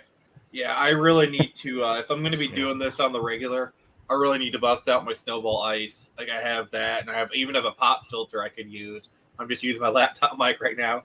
Yeah. Charles, we'd love to have you on as much as you can if you want. If the topic interests you and you want to come on, you're more than welcome. I'm not averse. It's just it's not always quiet over here, so I don't know. That's fair. But yeah, that's basically my point. I just think we need to feature more. And when a product out there directly relates to stuff you talk about a lot about on your channel, right, then I feel you have a responsibility to bring light to it. So you know, if they're gonna make videos complaining about what Netflix did to He-Man, then talk about the Dragon Guard. You know, right. Yeah, like if you are going to make some kind of review for like part 2 of Revelation, and spend at least half of it on like the Dragon Guard here. Like this sucks. You should be looking at this instead, kind of thing. Yeah. Disappointed by Master of the Universe Revelation? Here, come read Dragon Guard. Dragon Guard's got your back. Yeah. And there's another one too, the Deathsworn. I don't know if you heard of that one. But this is very much 80s inspired. Yeah, I can kind of see that. Yeah, this one's new to me, but I think I'm going to follow it. Yeah, I also back this one. The title. It's got like space vampires. My favorite kind of vampires. So Valvrave the Liberator. Yeah, look at that. That's it's really great stuff. He's this character reminds me of Snake Plissken a lot from Escape from New York. Got a bit of a Marauder vibe to it. Yeah. Orcs. Red makes it go faster. And you got zombies. This looks really. I love cool. that. I would love to have a poster of that on my wall. That's got like an art print. Yeah, it does. That looks like Doom. Cool. That's what I was going to say. Exactly. So these are the space vampires. See them. I mean, look. Oh, at that. How awesome is that? Oh my god, that is amazing. Yeah. Who drew that? The creator, Carl. There's another one for the posters. Yeah. Yeah, like seriously, if they're not selling that as a poster, they're idiots. That's crazy. It's crazy. The guy's this talented on Indiegogo, and then the people who are working for Marvel, their comics look like crap. It's because the people who work for Marvel and DC, they're kind of hacks. Like they've driven all the real talent away. You know. Yeah. They don't have any money anymore. It's because the actual constantly outdoing Hollywood. Well, here's my theory. Marvel and DC don't want actually talented people working for them. They want people who are not talented, but are, because they can control them better, because they can tell them what to do better, because a talented person has options, because look at what happened in the late 80s and in the early 90s. All of Marvel's artists were like, we want to get paid better. We want credit. And Marvel's like, no. They were like, fuck you. We're going to start our own company with blackjack and hookers. And so Image was formed, and basically and it kicked Marvel's ass. For a while. Yeah, and and the worst thing you can have is a subordinate with options. Yeah. Ooh. That's why I was just thinking cheaper, but you're a whole. I mean, like easier to control is also an interesting point. By the way, there's a rumor going around that DC is actively blacklisting freelance artists who work with anybody involved in the comics game. I'm pretty sure. Oh yeah, I've heard about that. That's not new. Yeah, that's pretty much just. It's the only thing new is just that now a rumor. It's an open secret that's starting to become not a secret. It's right, I saw that. I saw an article. It was a about secret that that's starting to become an open secret, I guess. Mm-hmm. Yeah. Yeah, but this is the talent that's being ignored. That's insane. You know. I mean, that's like those. Yeah, those few pages. That's crazy. Mm-hmm. He needs to be working for Hollywood. He needs to be making the fiasco. Oh my God! The guy with the yellow hair that's based off of Wesley Snipes' character from Demolition. I guarantee you. Like seriously, he looks exactly like Wesley Snipes' character from Demolition Man. Haircut. Yeah, he does. That's hilarious. I'm not complaining. I'm actually happy. It's awesome. So, you know, and I have other ones too, like. So your boy, what's that? The not quite in the same vein. What's the Cowboy Steel? I'm really looking forward to number 4. Oh yeah. I did back that one. Where is it? Oh, I know back there. I'm trying to find it because this is my my campaign Indiegogo that all the ones that I backed. I'm trying to find it. Oh, here it is. Ron, he gets every comic. It's crazy. I do get a lot. Yeah. So this one's over, but he opened up number 4. It's not. I think in February, but he has like the sign up is available for number 4. Oh, okay. I got to sign up. Hey, Ron. Mm-hmm. You mind if I give you guys an exclusive and show you guys some some work in progress art for issue 2 of Turn Samurai? Yes, that would be awesome. Let's do that right now. All right, let me share my screen. I got it pulled up on the other one. Okay. So let me know when you're ready. Okay. You got dual screen. Yes, I have upgraded. Haven't done that since high school. Yeah, I got a laptop and an old TV, so that's kind of how I'm managing it. All right. Yeah. Troy says definitely heavy metal influence. Yeah, there's definitely heavy metal and reminds me a lot of. All right, I'm ready when you are. Just put my video up. Okay. All right, so this is the files. So these are the latest ones. All right. It went on the wrong screen. All right, so this is page 1. Is like the furthest along. So this is issue 2, by the way. So there is a little bit of spoilers here for, you know, if you haven't read issue 1, you really should. It's awesome. And Ron here actually helped edit the issue. So this pages Ron did have a hand in. So pat yourself on the back, Ron. Thank you. Yeah. So these are some of the work in progress ones. This is work in progress page 2. You know, you got to get a handle like the dialogue and whatnot. And then page 3. Yeah, and this is solid stuff. I mean, I'm very impressed with the art. That panel is my favorite one. The last panel. Cool. Yeah. This one is going to be kind of like a holy crap, kind of thing. I do have. Now these aren't as detailed. Yeah, they're still. Right. But yeah, kind of gives you an idea. Whatnot. All right. Yeah, and you said that your future is inspired by Cyberpunk 2077, Batman Beyond, kind of Blade Runner, Ghost in the Shell, Matrix. Oh, dude, yeah. Batman Beyond was my introduction to cyberpunk and industrial metal. Yeah, definitely. How are you selling these? You doing crowdfunding or you have a webcomic? Well, you're going to do a crowdfunding for. Yeah, I'll be doing a crowdfunding here next spring and whatnot. Okay. Well, you can buy issue 1 on Comixology. Okay. Yeah. Yeah, it's still up for the time being. Okay. And then oh crap. I'm pulling up the character designs right now. Mm-hmm. Yeah, don't show one of them. Remember, I don't know. One of them you can't show. So, yeah, there's a bit of a thing. So this is Kiro, the main character of the book. All right. He's a Songora samurai and whatnot. They have the thing. What is the chest? What's the character on his chest mean? Earth.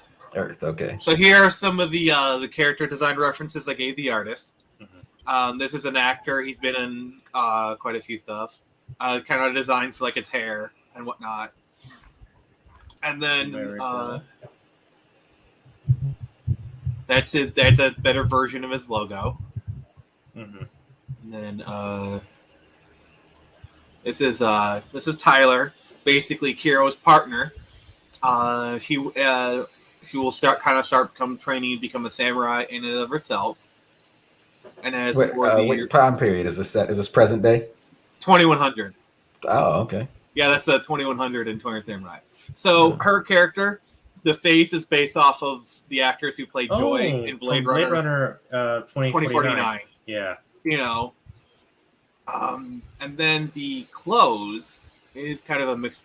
Is basically, I'm getting my Altered Carbon on. I don't know if you ever watched Altered Carbon, the Netflix show. It's like a cyberpunk show and whatnot.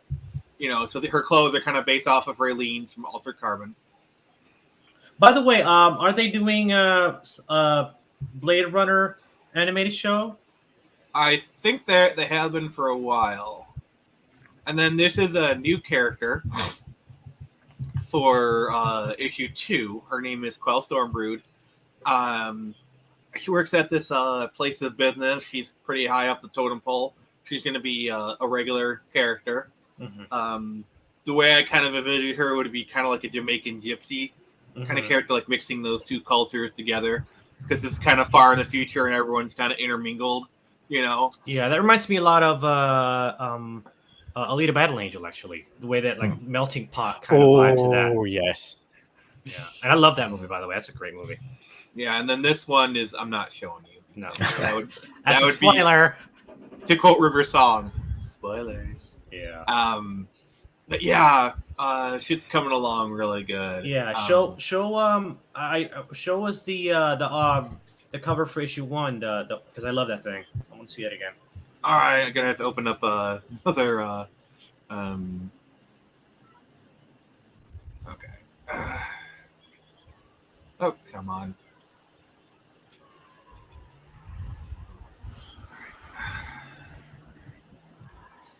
Drag these things downward because all right,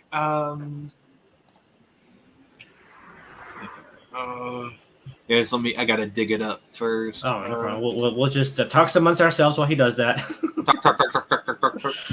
But yeah, this is a great comic book.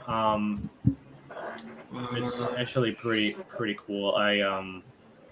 He sent me issue 1, I read it, like, okay, and then he asked me to edit issue 2, and I was like, sure. And here's the cover for issue 1. Yeah, cool. That looks really, really awesome. Yeah, I love that angle. Yeah, a guy named Nick Garber did it, and he did like a really good job on it. It turned out really well. And these are all the people who worked on issue 1 and whatnot. I love the logo. I'm a big fan of the logo. Yeah. So if you noticed, that's Kiro's symbol. That was Mishi's symbol. You know, blah blah blah. That's my company, the Phoenix Press, and this is the barrier to sale that I'm trying to solve by creating a different comic book. Mm-hmm. Yeah. So yeah, like Kiro's chest thing is supposed to be orange, but it just kind of came across as red for a couple different artists. So going forward, that'll be a little bit different. But yeah, this is very emblematic of what I'm trying to do. Very neon, you know, very like kind of manga meets American, you know, a little bit, you know, best of both worlds. You know, I mean, obviously cyberpunk is entrenched in 80s aesthetic, so you'll get that as well. This balloon, actually, you mentioned Batman Beyond. That balloon was kind of inspired by like the Batman stuff. Oh, that car as well. Oh, nice. I for some reason I imagined the soundtrack for this to be 80s future synthwave mixed with Japanese music. Yeah, with a bunch of guitar and whatnot. I'm actually a bit of a musician myself, so I was thinking about. Have you thought about making a 2100? That's actually what I was theme? leading in. Okay, great. I mean, I have done like themes stuff and whatnot. Because that would be pretty awesome, actually. That'd be pretty cool. He just closed himself out. Yeah, I can relate. Yeah, it happened to you like twice today. Well, he has the link. I haven't, so he can join whatever happened. But yeah, so the point is, great talent is like Nick and other people. They're kind of like just being ignored. I see. Nick just messaged me. Oh no, he didn't. Okay. Wait. But yeah, this is Jack Irons. I read this, and I had him on my show a little while ago, so you can watch that video. I had an interview with him, but this is great stuff too. Yeah. So you read issues 1 to 3, Charles? I came to it late. I just read the first issue. The first issue is free on the through the Wicked site. Oh, okay. I'm gonna buy all 4 issues when the 4th campaign starts. I tried to get the trade. He did a Kickstarter campaign. Yeah, but it didn't fund. Yeah, it didn't fund. That sucks. Yeah. That sucked. It sucks. But issue 1 and 2 are good, but for me, issue 3 is the best out of the bunch. I love issue 3. Wait till you get to issue 3. It's amazing. But let's see, is he back here? Yeah, he is. Hello, what happened? I'm stupid. That's what happened. You clicked it off by accident, didn't you? Yeah, I did close all windows, not even realizing that one of the windows was StreamYard, and I am so stupid. Yeah, I was about to pull up the Toy Heart Samurai, like the trailer to kind of show you the theme. Yeah. If you guys are still interested, I could show it to you. Yeah, that'd be really cool. All right. Yeah, I don't want to, so I guess I'll. No, I'm all about promoting independent creators. That's what this is about. Yeah, I just don't want to monopolize. No, you're not monopolizing anything. This is. I got to put my money where my mouth is, and this is important. So. All right, so you guys were talking about like a theme and whatnot. So this is a trailer I did for Torrent Samurai, and the music is done by me, and it just know it does showcase some early art that was changed. So, and then let me know if you can hear the audio. Yep, I can hear it.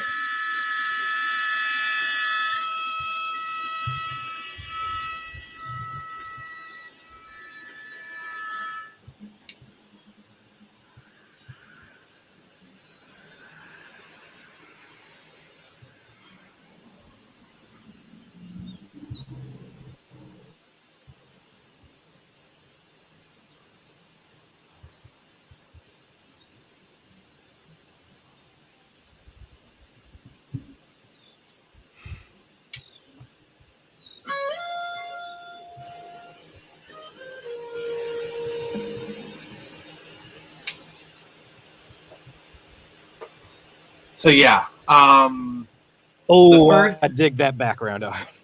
That was some Creative Commons stuff I found. I can't entirely take credit for it. It was basically licensed. No, the license was I'm allowed to use it for commercial purposes. So okay, but I'm not going to take credit for art I didn't make. You know what I'm saying? I like those first 2 lines. The waking up in one world and fall asleep in the next. How'd you come up with that? Is that how does that play into the story? So basically, with issue 1, I have an idea. So you can read the first 10 pages of Turn Samurai on Global Comics. And I'm actually pulling it up right now. So, credits. So basically, that's the credits. Was that the credits page? Yeah, like he did it like an old school video game. Yeah, how awesome is that? Yeah, that's awesome. Yeah, I made it. I engineered it to look like a Commodore 64 screen. Yeah. See, like NSNAR OS version. Oh, by the way, I don't know if you get it. 6.63. No, I don't.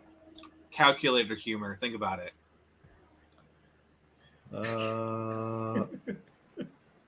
It's an Easter egg.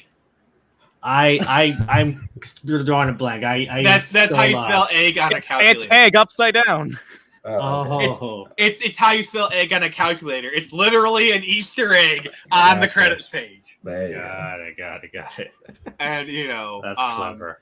And so and I kind of made like a DOS prompt kind of thing. Like display credits.txt. All right, that's cool. But yeah, so okay. I'm stupid. Yeah, page one is the cover, page 2 yeah, is credits, so basically the book starts in feudal Japan kind of thing. Mm-hmm. And then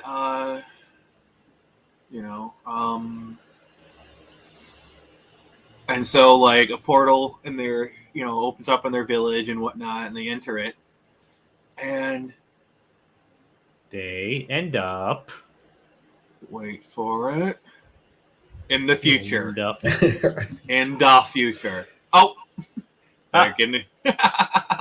with an unlimited subscription, Yeah. Oh. I think you gotta just click it off. I don't know. It's not letting you do that. There you go. But yeah, so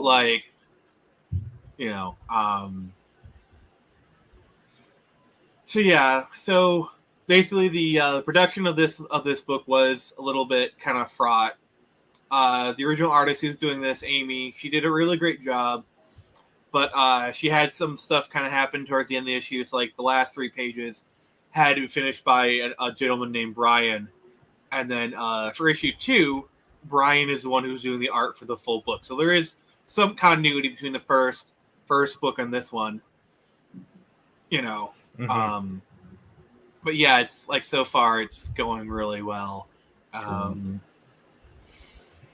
I should be doing a crowdfunding campaign probably in the spring. I'll probably start plugging it probably near the beginning of the year, kind of once I have some more pages finished. And I'm actually going to be the cover art is going to be is going to be. Right now I haven't locked him in, but he has shown some interest as a fellow named Arvell Jones. He's a guy who worked for Marvel and DC. He's actually the co-creator of the character Misty Knight, which you might know from Luke Cage. Yeah. Wow. Yeah, he's a really cool guy. He does a lot of cons in my area. Nice. Mm-hmm. Are you going to include the first issue in the campaign? Yes, I actually will, because I'm planning on kind of pushing this a little bit more than the last one before. So basically, I'm going to be doing more of a glorified pre-order campaign. It's just going to be the book. I'll have some trading cards because I do trading cards for the first book, and I'm doing it for the second one. And I'll have a tier to where you can get the first book along with the second, kind of like a two for one pack. I think that's always a good idea if you're doing a multi-issue kind of thing. Is if you can always provide a way for the reader to get the first issue or the previous issues if you can swing it. That's a really good idea. Yeah, and then basically the penultimate tier is going to have both issues, and then the trading cards for both issues, because I do 3 each. And there's also going to be a 7th trading card that you can only get by ordering that tier, because it has a character that's a bit of a spoiler. So, so yeah, that's I'm still kind of talking about prices. This will probably be about $40. I just want to kind of keep it simple. The book's already done. I'm mostly just going for a print run. but I'm trying to get it to blow up. I'm going to work with like I'm going to try to have someone help me like with the marketing, and kind of really help push it. I've already kind of talked to someone they're willing to help. So yeah, I'm really looking to push this issue too, because like I got the content, I got the goods. Now it's time to kind of put it out there. Awesome. The grind is real. Yes, it is. The grind is real. And then, sorry. No. Last thing. Sorry. Go on, sorry. No, you go ahead. So, last thing, I'm gonna just stop staring at my screen. The last thing I want to say is, so basically, I got if you what? Oh, I guess there was a delay. Sorry. So yeah, and then I got this new book I'm working on called Screecher. That'll be coming out about a year from now. So it's like this is actually the first time I'm publicly mentioning it. So another exclusive for you. Yeah. Well, sounds super awesome. I love how you're always creating. You're never standing still when it comes to this sort of thing. That's awesome. Honestly, I'm a very creative person, and if I'm not creating, I just feel less of a person. It's kind of like it makes me feel happy. Like I got so much crap I can do. Trust me, once things blow up and I have more money coming in, I have stuff that's just ready to go. Nice. Hey Charles, do you want to plug your poetry book? Oh yeah, why not? You can get do it. Just a Peek on Amazon. Search my name. You want to share the screen and so we can see it on Amazon and whatnot? I can give me a second. I'll let you know when I'm ready. Yeah, and then could you put the links in the comments for someone who might want to check it out? I could do something like that. Let me see. But yeah, he's writing poetry. Personally, I'm not a big fan of poetry, but that's just my personal thing. So, poetry is pretty cool. I do some myself. Like I've been doing it since high school. I really didn't done much with it, but and by no means is that anything. I'm not saying anything against poetry itself or people who like poetry. I'm just not into it. That's all. Yeah, the thing that I've always ran into is like there's not really much of a market. Doesn't seem like there's much of a market for new published poetry. I mean, Charles, if you've kind of stumbled into, if you're making it work, cool.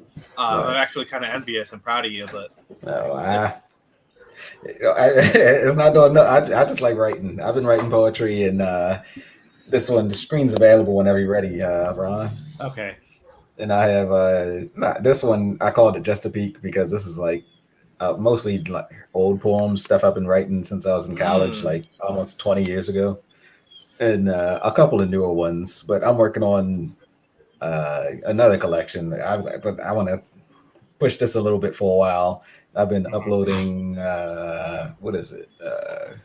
video readings to my YouTube channel. Oh, nice. Okay. I need to get on this because like I have like a bunch of poems. Sorry, I messed that up. Sorry, let's go back. No, I was talking about me. I got to go to YouTube, and I'll share the link in the chat. Yeah. But yeah, that's $1.99 for the ebook, $5.99 for the paperback. It's 19 poems and a little introduction. Yeah, I need to get my poems together and do what you're doing because honestly, I got to say you're inspiring me right now. So there you go. Yeah.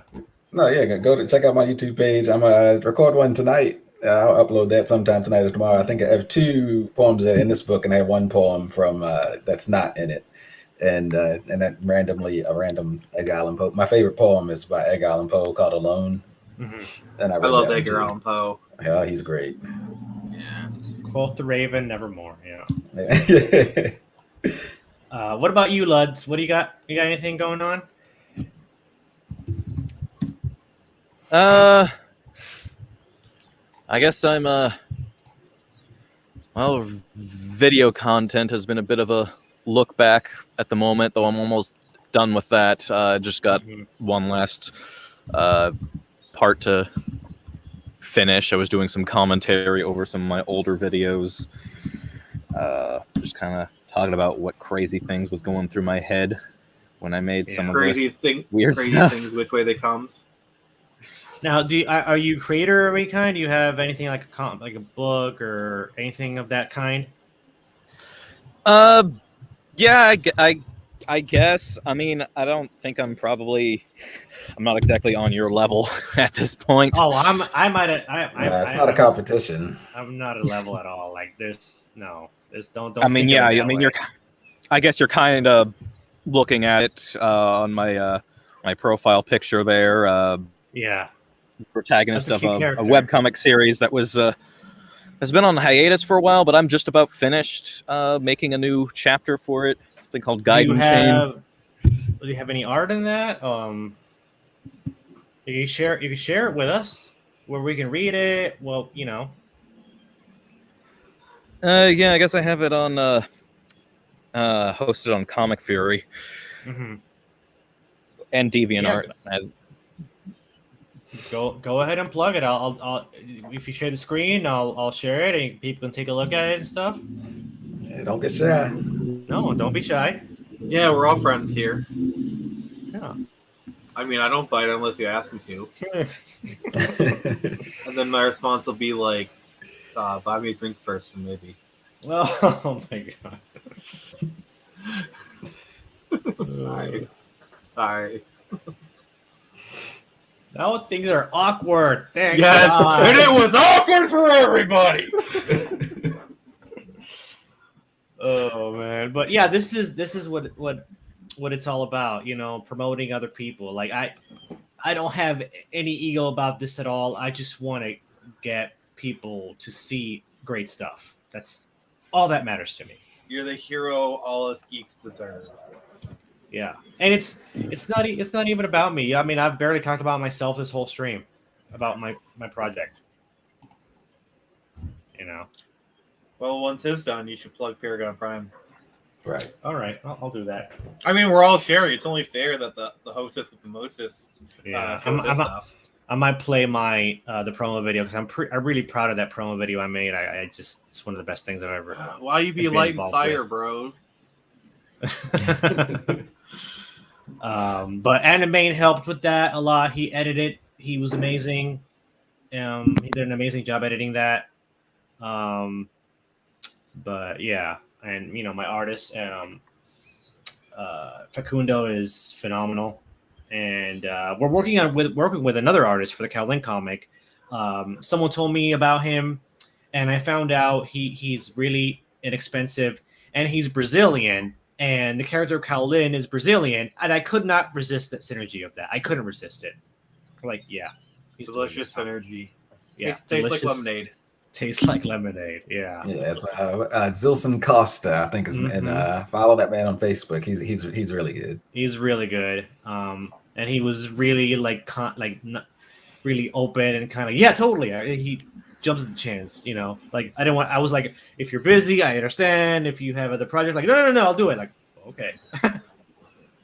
Yeah, it's great. I don't know, because I've thought about writing comic books forever. When I just wrote a short 3-page script for this and sent it to him. When I got the pages back, I was elated, man. It was like, holy crap, he nailed it. He's great. Yeah, he's great. Because do more. Join us. But yeah, he Charles here is also writing the full first issue of the comic for Kowlin, and he's working on that. And there's a lot of world building that he has to do, and he's doing an amazing job at the world building. Nice. Because Kowlin is a rich character with rich, you know, culture and everything, and he's creating all of that. I mean, I helped out a lot. Yeah, but he's really, like I said, you laid the foundation, and I'm taking your cues, man. I'm running with what you started. Yeah. You may have laid down the foundation, but he's putting up the walls, laying the brickwork, maybe putting some siding on in his free time. Yeah, and he came up with this whole sisterhood caste system that's really cool. Yeah. Nice. Yeah. Very, very neat stuff. This book sounds like a winner already. Yeah, it's very cool. It's you know, influences from Wonder Woman and Black Panther and Drawn on some good shit. Yeah. Very, very cool stuff. The inspiration for this character was actually the Yara Flor Wonder Woman character that DC did. Right. What happened with her? Because is she gone now? I don't know. I don't know. But the thing is, though, I'm not trying to throw shade at that character. I read her comic on a free comic book website that I can go to, and so Anime recommended like, oh, this is cool. So I read like the first 2 issues. Of like, you know what, this is a solid character, but it's a shame that DC felt the need to have her tied to Wonder Woman as opposed to make her own unique character with her own unique identity. Right. You know, it's just the big two are obsessed with like all their major heroes. They can't be their own heroes. Everything has to be like a mantle that they can remove and pass around as they see fit. You know. Yeah. Case in point is Falcon, who was the new Captain America. What was wrong with him being Falcon? Nothing. Exactly. Because they wanted a person of color to be Captain America, and he's the only one that makes sense. Like right. What? I mean, it's one thing where Rhodey was Iron Man when Captain America when Tony was going for alcohol stuff. Like, okay, that made sense, you know. Mm-hmm. It's kind of like Dick Grayson being Batman while Bruce is away. It's kind of a similar situation. Mm-hmm. You know, but like Captain America is not really, I mean, passing down the field, you know, like, I don't know. I mean, it just, you know, but like, you know, he had his own identity, like, you know, and maybe like what I would have done is I would have had him called American Falcon. That would have been a name I would have gone with.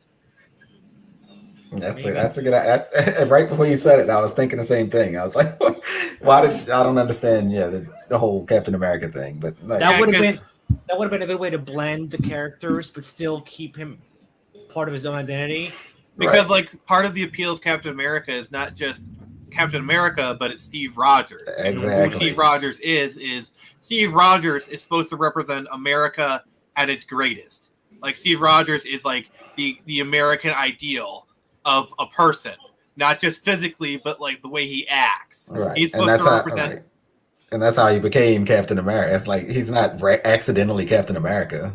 Yeah, like yeah, Captain America is supposed to be kind of like Spider-Man, to where he has just enough power to play in the big leagues, but not enough, but still have less and less power to still. He like Spider-Man is both the street level and top tier characters. Same for Captain America. You know, because the super soldier serum and the shield allow him to like play with Thanos. You know, yeah. Same thing with Spider-Man. You know, Spider-Man, he's got the set of abilities and skills that allow him to play with the big dogs, but still not lose touch with the street level stuff. Whereas Iron Man, he's so freaking powerful, he just flies over it. You know, like, you know, same thing with Thor. Yeah. Yeah, like there's like, you know, characters like Captain America and especially Spider-Man are supposed to be the bridge between the common man and the gods, you know. And I'm sorry, I shouldn't really bring Spider-Man to this because like I keep wanting to talk about Spider-Man. Sorry. Yeah, I love Spider-Man. But yeah, Cap is like Spider-Man. He's a bridge between the low and the high. You know, he's comfortable in both worlds. Yeah, I don't feel safe talking about Spider-Man around Ron. I think I was watching one of his last stream or video. He said, "If you don't like Captain America, if you don't like Spider-Man, are you even American?" I didn't say that. I didn't say that. That was the other guy. That was somebody else. If you don't like Spider-Man, you ain't from New York. Well, I ain't from New York. I was like, I never was a big Spider-Man. I respect the character, and I can read some of his stories. I don't like him though. I mean, I'm a DC guy, so I'm a huge Spider-Man fan. So right, huge Spider-Man fan. I like, you know, it's like basically as far as Marvel, I like Spider-Man and there's a few X-Men characters I like Colossus and Nightcrawler, but mostly I'm a DC guy. I'm a huge Batman fan, Nightwing, Teen Titans, Daredevil. I love Daredevil so much. You know, that's like the one character that I, you know, yeah, he's good. Lots of good stories, and the show was good too. Oh my god, I'm really hoping he shows up in No Way Home. I think he will, but I got sick and tired of all these YouTube channels baiting you with like, oh, so and so is going to show up. So it's like, it happens. If it doesn't, it doesn't. Yeah, I already know Toby and Andrew Garfield are coming back, so I'm happy. Are there any other Moon Knight fans on here? Nah. Well, yeah, I mean, Nick I never really got into him. I love the design. I love the aesthetic. But I never really got into it. Yeah. I'm probably going to watch the YouTube series. Probably going to watch the Disney Plus series, and I think I'll like it. I wanted to, but when they first announced it, that was when I was still watching Disney Plus. I don't watch it anymore. But that was the only thing that was going to draw me back. I kind of wanted to watch that. I do think Oscar Isaacs is probably a good pick for the character. Oh God, no. Oh boy. He's a good actor. I like him. He's fine. I didn't see it. I think that's going to be a disaster. No, that's your fan. You can have whatever opinion you want. My opinion doesn't override yours. It's just mine. Well, if we're gonna, to be fair, I've only really seen pictures of him. I've never really read any of his stories. I'm not really a fan. You have more of a right to your opinion than I do regarding Moon Knight, so I'll concede to you. Yeah, I've collected like except for the last 2 series because I don't read Marvel anymore. I have like every. So you know what you're talking about. So yeah. So yeah, did you ever figure out the link thing? I don't know. Oh, me? Yeah. Yeah, I guess I posted it in the chat. Oh, I see. Oh, okay. I was hoping that you would. Did you? I don't see the link here. In the private chat. I mean, yeah, it looks a lot more amateurish than what you guys are putting out, especially since this was illustrated in like 2015, I think, and then I started going with YouTube stuff, and then I just kind of lost focus on comics for a while, and now I'm trying to get back into this, and hopefully the next chapter won't look nearly as ugly. Okay. Yeah, I'm gonna. I like your style. You got I'm looking at the page now. You drew up with ukulele and what was that? Mighty Number 9. Oh yeah, Beck, I think is his name, and then what's her name? Miriam from Bloodstained. Yeah. So let's see. Oh, Bloodstained Ritual of the Night. Yeah, I haven't really put anything up on DeviantArt for a long time. Beck? You really have Beck for Mighty Number 9. I mean, I think I posted that image before any of those games even came out. So, well, you have Doom Guy, so I'll forgive you. This is Gaming Chain, right? No, that looks good. Yeah, that's good to me. Yeah, I like it. Keep plugging. Yeah, first 3 pages, I tried using some new manga software, was having a really hard time with it. By page 4, I switched over to GIMP since I'm more familiar with that. Yeah, whatever you're comfortable with. But yeah, it not really much to show right now. That looks good, honestly. Like, I mean, it's better than some other people who've been working professionals. Is page 4? Page 4 is the one where you switched over? Yeah, page 4. I switched over from what's it called? Manga Studio Debut, I think, and then switched over. First 3 pages, I think it's called Manga Studio Debut, and then page 4 onwards, I just went back to GIMP. That's what I was more familiar with. I used to make a lot of sprite comics. Yeah, I can see the difference. To make something more original, and then switched over to YouTube. I can see the difference, and later pages look a lot better than this. Yeah, they do. But even then, do better than what's in page 30 now, I guess. And this is a few years ago, like 2015, I believe. And yeah, it's been on hiatus a long time, on a lot of other things, and yeah, seeing people like you guys, I'm like, I wanna reignite that spark. Well, let's see the latest welcome to the club. You are officially one of us. Now take this complimentary rubber chicken and be on your way. Oh wow, this is good stuff. Yeah, that's solid. You should not be. You should. Yeah. Yeah, seriously, bro, you got talent. I keep going. You definitely just keep plugging away at this. This is good. This is good. Yeah. Yeah. I love the expressions on your characters. They're very well done, honestly. Nice. I like these robot designs. Whatever. Yeah, and you definitely got an eye for framing like that. The one on the panel on the bottom left. I love how cinematic it looks. Like you definitely have like proportion wise, you've got the fundamentals down. Like got the fundamentals down. That's definitely one of my struggles. Staying on model, I have a really hard time with that. But you've definitely got a very solid artistic foundation. You've got talent. Like seriously, please don't give up. You know, like I guess God, framing, cinematography. I'm a lot better with that than like this shot right here. This overhead panel. I like that. That's really good. Yeah, that's really good. Awesome. Yeah. Yeah.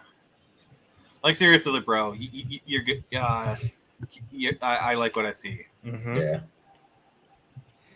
So yeah, I think I'm gonna start winding this down because I gotta get something to eat now. All right. Guy to be hungry. I am hungry myself. Yeah, for sure. I am starving, so I gotta get something to eat now. But yeah, this was great. I would say this was a success. Next time next Sunday. Possibly. Yeah. I mean, why not? Geektastic time. Same Geektastic channel. Yeah. Yeah, thanks to everybody who joined us. You know, everybody who's not here anymore in the panel, and you know, all the people on the panel now, and all the people in the chat, and all the people watching. This was fun. Yep. All right. Well, yeah. I want to do this. I want to do this more often. Do these live streams. Yes, you should. Before I just see, looking at the comments, Troy Crumbly asked whom I picked to play Moon Knight was. Oh yeah, I honestly don't have an answer, but if Aaron Eckhart was like 20 years younger, he would be perfect. Yeah. Either die here or live long enough to see yourself become the villain. Yeah. I always thought that Dennis Quaid would make a great Hal Jordan Green Lantern if the movie was made in the 80s or the 90s. No, Nathan Fillion is Hal Jordan, but like, you know, he would have been good too. Yeah, Nathan Fillion. Yeah. Nathan Fillion would have been perfect for like. Well, honestly, Nathan Fillion still would make a good Nathan Drake, but we'll never see that. We'll never see that. They made a fan film that was great, which was gorgeous, which was everything I ever. Although wanted. I don't like the guy they picked to play Sully in that. Oh my God, he was a perfect Sully. What the fuck? Shut your whore mouth. Shut your motherfucking whore mouth. Oh my God, bro, relax. That guy is perfect to play Sully. Don't you dare besmirch his name. I smite thee with my wagging finger. I don't think he was that great. The woman they got to play Elena was good. She was okay. But Sully just didn't do it for me in that fan. How dare you? How dare you? I could have picked. I know of other actors that could have done a better job in my opinion, but whatever. This is the hill I will die on. I think Tom Hanks would make a good Sully. No. See, the thing is, Sully is kind of like that grizzled old man. I think Tom Hanks can play the grizzled old man. Not grizzled enough. I don't know. I mean, sure, maybe, but like, we need someone like a Dennis Hopper, Jack Nicholson, like what was his name? Sam Elliott, kind of type of character. Mm-hmm. Oh my God, Sam Elliott would be perfect for Sully. He would be. Yeah. I really wish. What's that one guy from Kill Bill? I only know him as a guy who says like chicken shit a lot. David Carradine, I think it was. Yeah. So basically, Viggo Morrison as of Lord of the Rings. Yeah. It would have been a good Captain America. I agree. Yeah. He really, honestly, he should have gone farther in Hollywood. He was a really great actor. I think he didn't want to. Yeah. Yeah. I think it was a personal choice. Actually, I do think it wasn't. Yeah, he still does movies. I think the last one he did was Green Book a few years ago. Yeah. Oh yeah, he wasn't that. All right, fellas, I gotta get something to eat. All right. So I'm gonna get going. I gotta get something to eat. I'm starving. But this was fun. Yeah, we'll talk about doing this again. Definitely, Nick. I'll get with you and we'll see what we can do this again. But yeah, thanks everybody for coming on. Thanks for joining me. All right, on my very first live stream. All right, bye. Bye. Farewell. Farewell. Oh, well.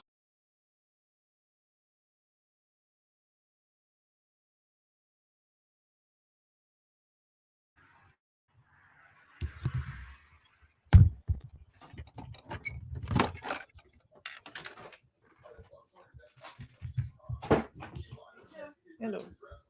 Still on the phone? It just ended. Quickly turned into hatred, coldness, and even vengeance against entire people.